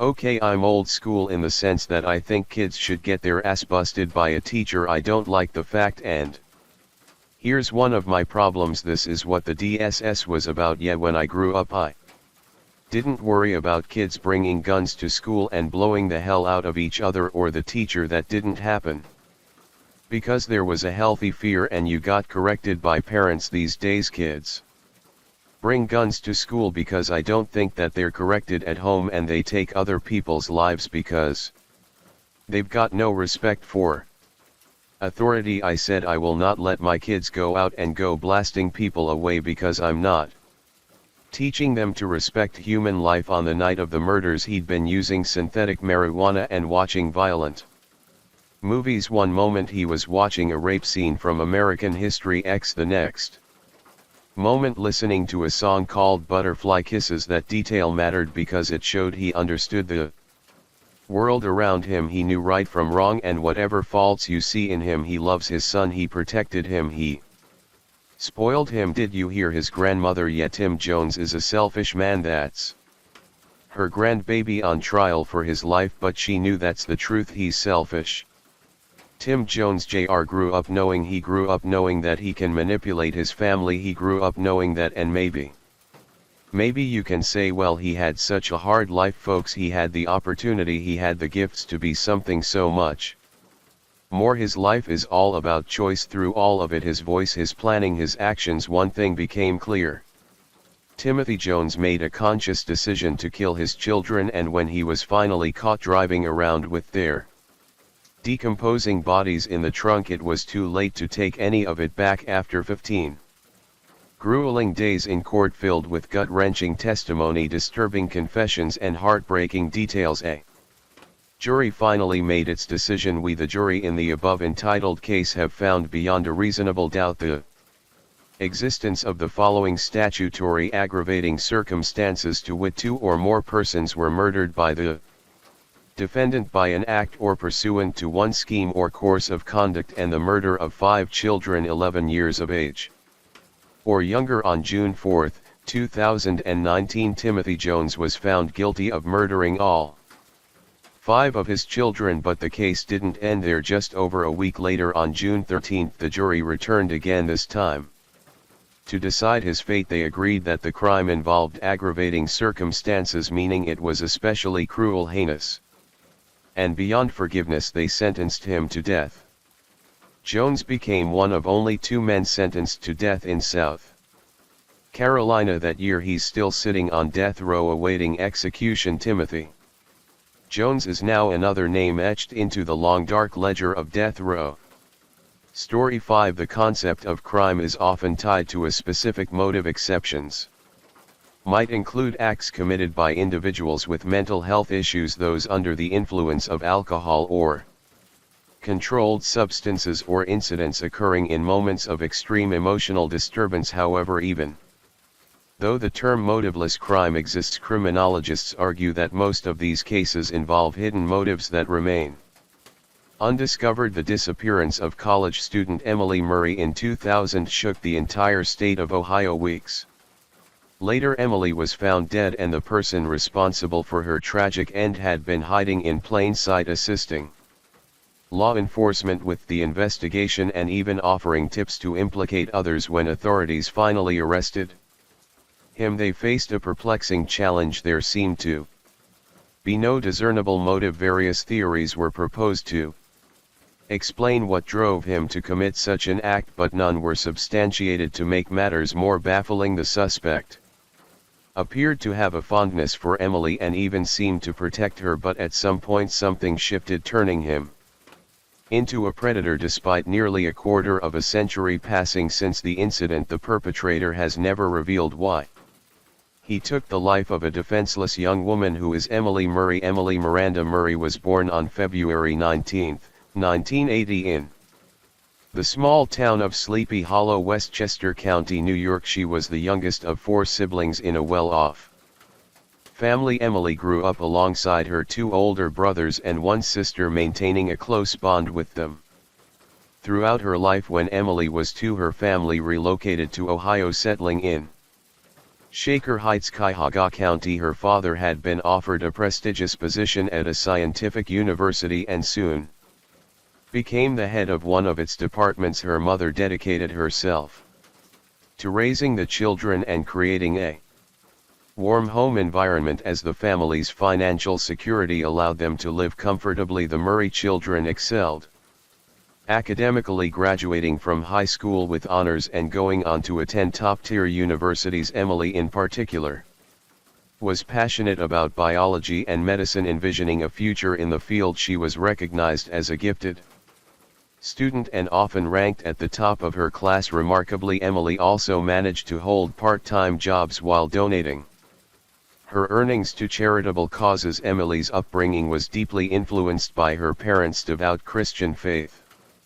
The family attended church regularly, and Emily followed their example, always eager to help those in need with both words and actions. After graduating high school, she dedicated a year to traveling the world with various humanitarian organizations. This journey took her to New Zealand, Australia, Japan and several European countries. In 1998, Emily Murray began her studies at Kenyon College in Gambia, Ohio. Moving into the campus dorms, those who knew her described her as someone brimming with life and energy, spreading positivity to everyone around her. Emily was kind, empathetic, approachable and incredibly driven. At the same time, she had a sensitive side, often showing vulnerability in moments of melancholy. She kept a personal journal where she recorded her innermost thoughts, dreams and fears. Missing after a night shift by 2000, Emily had advanced to her junior year in college. Alongside her demanding academic schedule, she remained deeply involved in church-based charitable work and took on evening shifts as a waitress at a local restaurant. Her workload was immense, yet she seemed to handle it all with grace. She even found time to enjoy her personal life, attending social gatherings that she cherished. However, it would soon become clear that not everything in her life was as seamless as it appeared. On the morning of Tuesday, November 3, 2000, Emily's two dorm roommates woke up to find her bed empty. They were puzzled. Emily was always considerate and let them know if she planned to stay elsewhere overnight. Her restaurant shift had been scheduled to end at 2:00 a.m., so they assumed she might have stayed late at work or gone straight to class. But when they noticed that her textbooks and notes were still on her shelf, things began to feel unusual. The roommates went about their morning, heading to their lectures while asking friends if anyone had seen Emily. It turned out no one had seen her since the previous day, and she hadn't shown up for any of her classes. While her absence was unsettling, her friends initially tried to rationalize the situation, hoping there was a reasonable explanation. That evening, a party was planned to celebrate a close friend's 20th birthday, an event Emily had been looking forward to for weeks. She had carefully chosen a gift and had even helped organize a surprise for the birthday celebrant. Missing the party was unthinkable for Emily, yet when she didn't show up, her friends grew increasingly alarmed. Desperate for answers, they reached out to Emily's family, thinking she might have returned home due to an emergency. Her parents were shocked and distraught upon hearing she had vanished that same night. They drove to Gambia to join the search, determined to find out what had happened to their daughter. By morning, the MI, along with their older children, had arrived at the campus, frantically trying to figure out what could have happened to their youngest daughter. By that time, word of Emily's disappearance had spread throughout the college community. Multiple groups of volunteers, friends and classmates were searching for her, but there were no signs. She seemed to have vanished without a trace. It was soon discovered that Emily's car, a dark green Subaru Outback gifted by her father for her 20th birthday, was also missing. The MI's first move was to contact campus security, reporting that one of the students was missing and requesting help organizing a search effort. However, their concerns were met with indifference. Security staff dismissed their worries, suggesting that Emily was likely spending time alone with a boyfriend and would return soon, despite the family's insistence that Emily would never leave without notifying someone. They were advised to wait a little longer. More than 24 hours had passed since Emily had last been seen, and her family was growing increasingly desperate. Realizing campus security would be of no help, they filed a missing person report with the local police. To their shock, law enforcement initially seemed to downplay the situation as well, speculating that Emily might have gone off on her own or decided to take an unannounced break. After all, they reasoned she was a 20-year-old college student who didn't need to account for her every move. Still, the police eventually agreed to inspect Emily's dorm room. That's when they discovered she had left behind her ID, bank cards and personal belongings. She had been last seen wearing her work uniform from her restaurant shift, which suggested she hadn't changed clothes since leaving her job. This raised serious doubts about the idea that she had gone off to spend time with a boyfriend or taken an impromptu break. It Seemed highly unlikely that Emily would leave without money or essential items. Her last day at work, Emily was officially declared a missing person on the second day after her disappearance by then her family, friends and concerned members of the community were already conducting their own searches, distributing flyers with her photo around town and combing the surrounding areas. The investigation began at the restaurant where Emily had last been seen, located just across the street from the campus. The restaurant, called the Pirates Cove, was a popular hangout for students thanks to its convenient location and affordable menu. It quickly came to light that Emily's shift that night was her last. She had quit her job that evening. Overwhelmed by her rigorous schedule, she had decided to cut back on her responsibilities between her demanding coursework, volunteer work at the church and part-time evening shifts. She had been struggling to manage everything. Her packed schedule had also taken a toll on her personal life. Just a month earlier she had ended her relationship with her boyfriend Adam because they rarely had time to see each other. That evening many of Emily's friends stopped by the Pirates Cove to support her on her last day at work.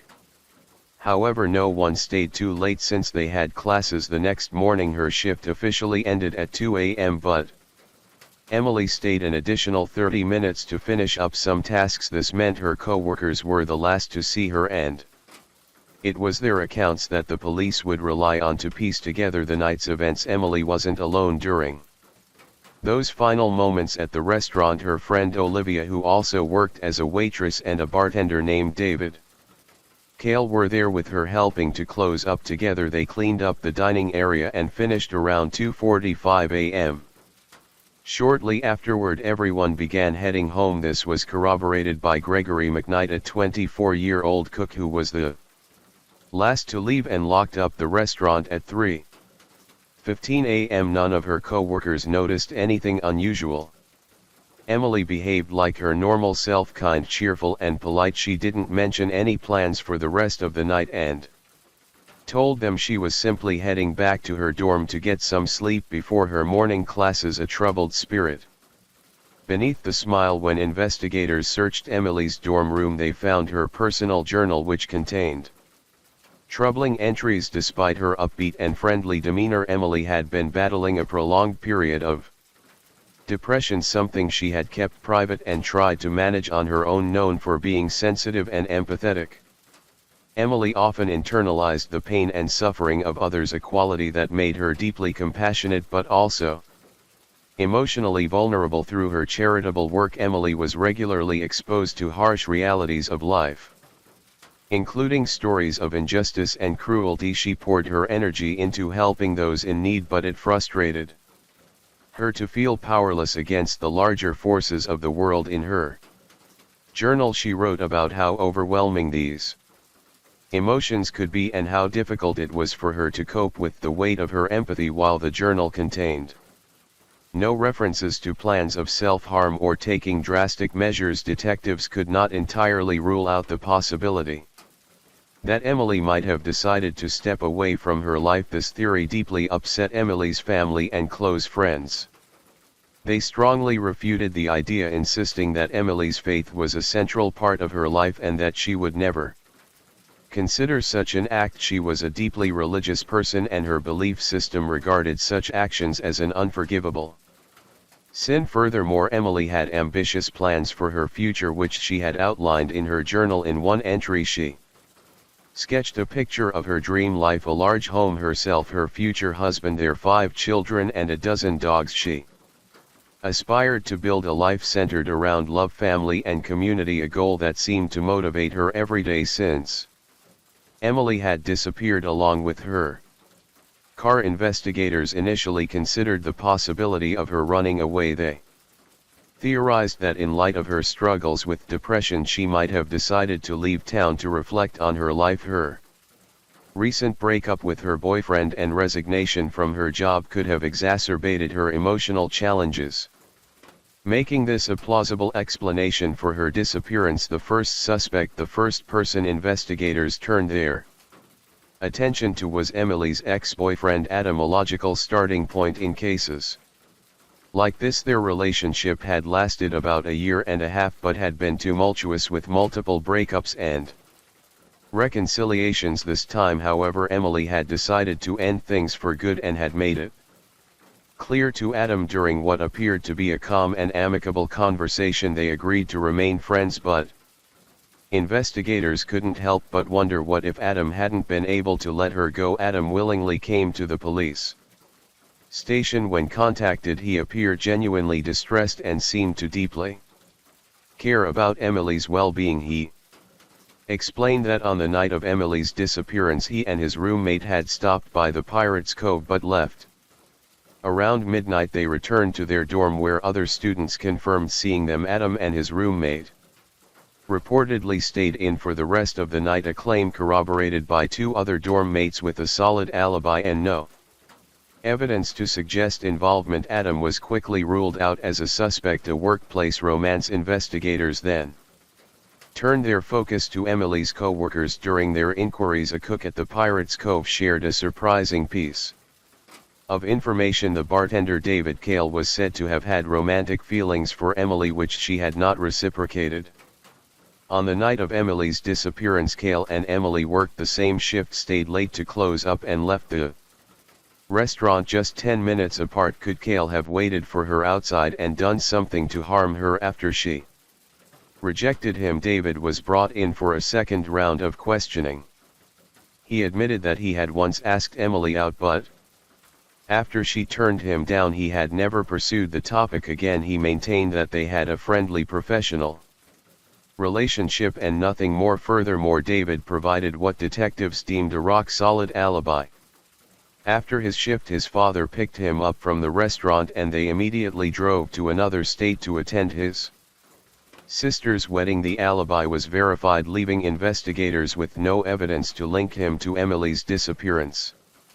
Once the bartender was ruled out as a suspect, detectives received a new lead from the same cook, Greg McKnight. He hinted that another cook, Dave Yacom, also had an unusual interest in Emily. Dave was known to struggle with interactions with women. He was awkward, rude, and prone to losing his temper when rejected. Other waitresses confirmed this behavior, sharing that Dave had made clumsy advances toward them as well. When his attempts were rebuffed, he often responded with sharp remarks and displayed a generally disrespectful attitude. Furthermore, just 4 days after Emily's disappearance, Yacom was fired from the restaurant following a heated argument which investigators found highly suspicious. On the night Emily vanished, Yacom was off work and had not been seen at the restaurant. However, detectives needed to interview him and verify his whereabouts. When questioned, Dave expressed genuine surprise at being considered a suspect in the case. He provided a solid alibi, explaining that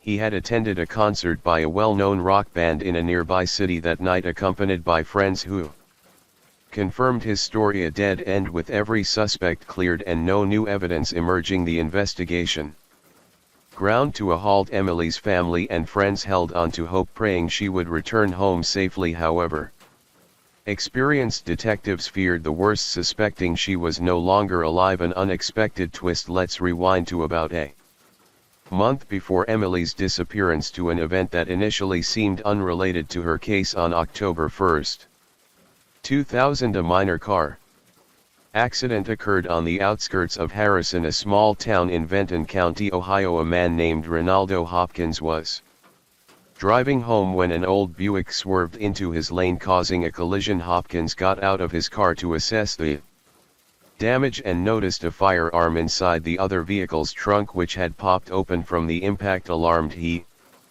immediately called the police to report the incident. Although the other driver was fined for the accident and the gun was confiscated, authorities allowed him to leave. More than 2 months later, on December 9, 2000, that same driver was charged with involvement in a theft. According to the case documents, he resided in a remote trailer park, so too officers were dispatched to deliver a court summons requiring his appearance for questioning. When officers arrived at the trailer, they found it in an isolated area far removed from the other residences in the park. The property appeared abandoned, with 2 rusted, damaged vehicles parked out front that seemed unlikely to ever run again.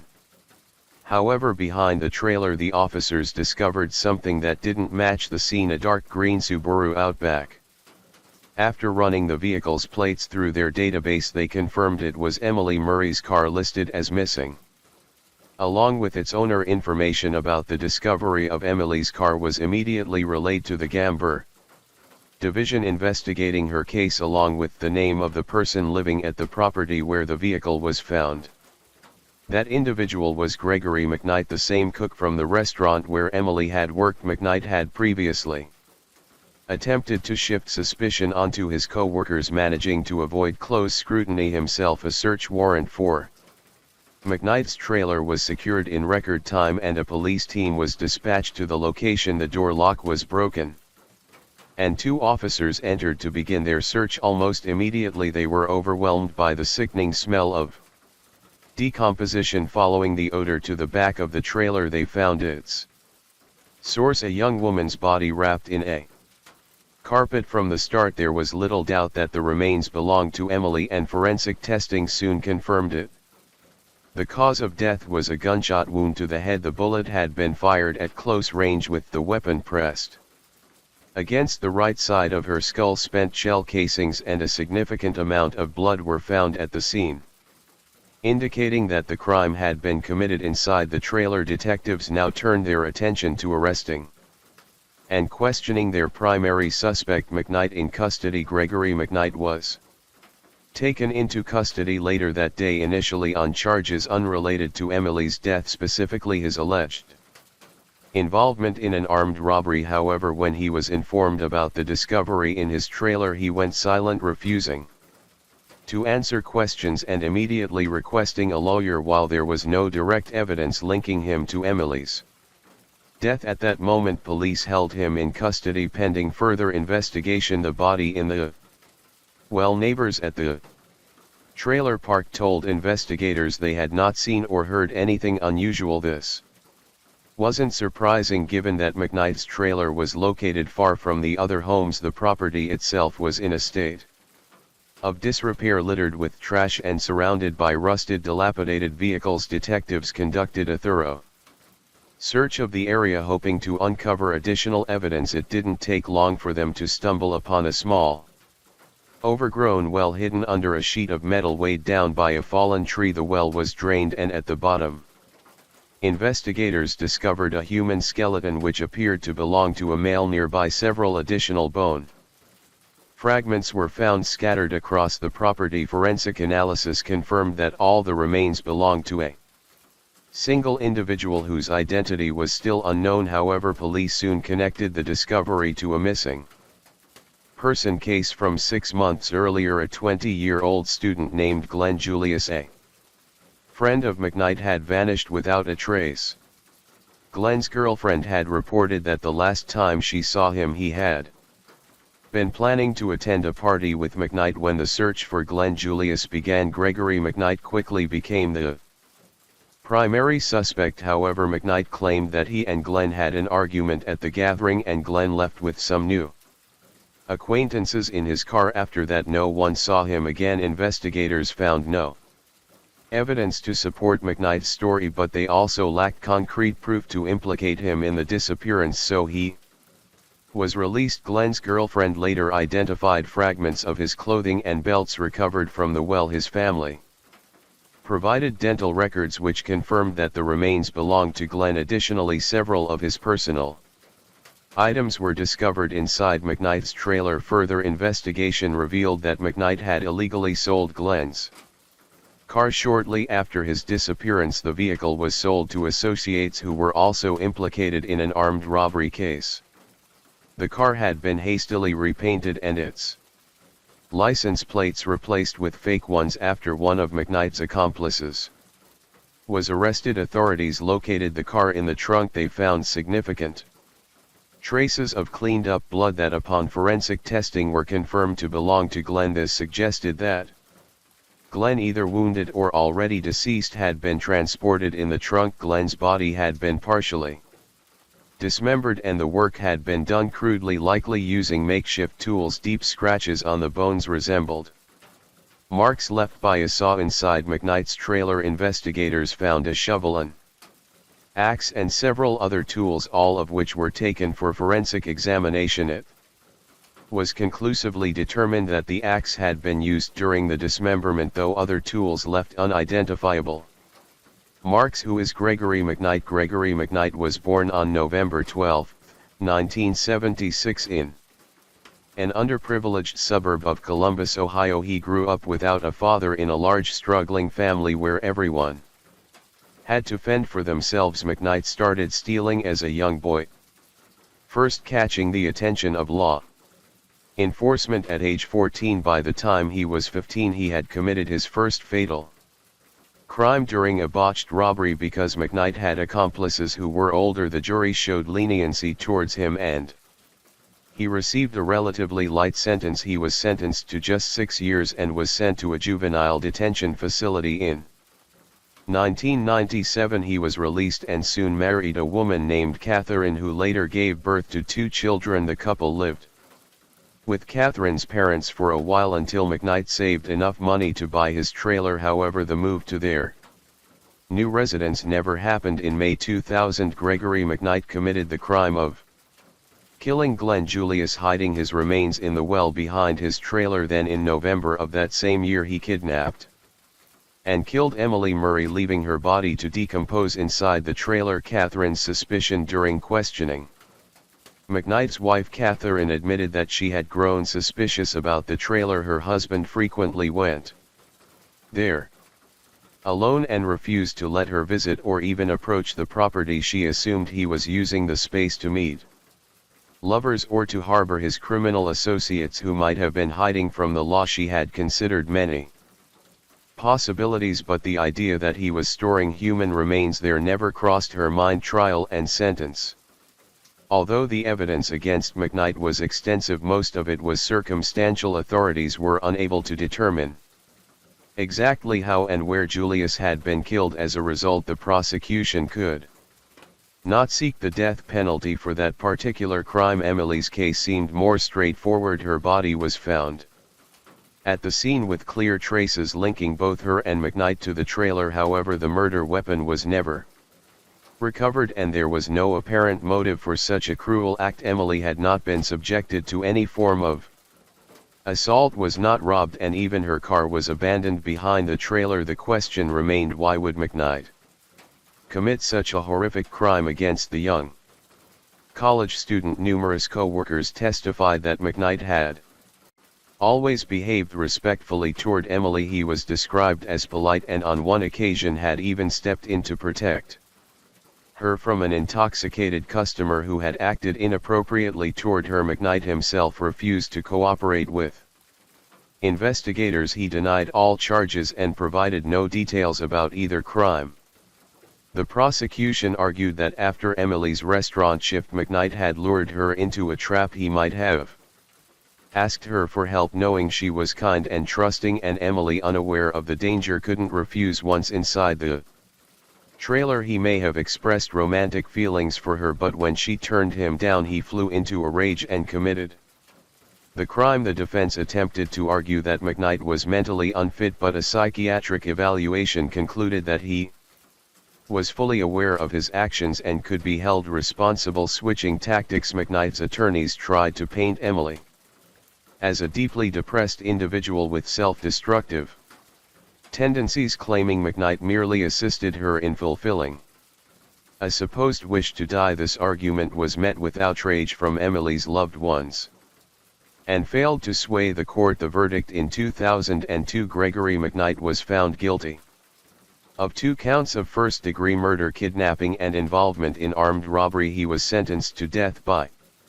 lethal injection and sent to death row to await execution. All appeals and requests for clemency were denied. In 2015, Gregory McKnight requested that his sentence be carried out, stating that he would rather die than rot in prison while waiting for execution. However, he soon changed his mind and attempted to appeal the sentence once again, but his efforts were unsuccessful. In 2020, McKnight filed a legal complaint alleging racism and unfair treatment during his trial. He claimed that both the judge and the jury members were white and had shown bias against him, resulting in what he argued was an excessively harsh punishment. As the rain gently falls and the night grows deeper, thank you for joining me here at MR Night Cared True Crime Stories. Remind us of life's mysteries and the importance of staying aware even as we seek comfort in the quiet of the night. Let the rain carry you to a peaceful sleep, and until we meet again, stay safe, stay curious, and let the night watch over you.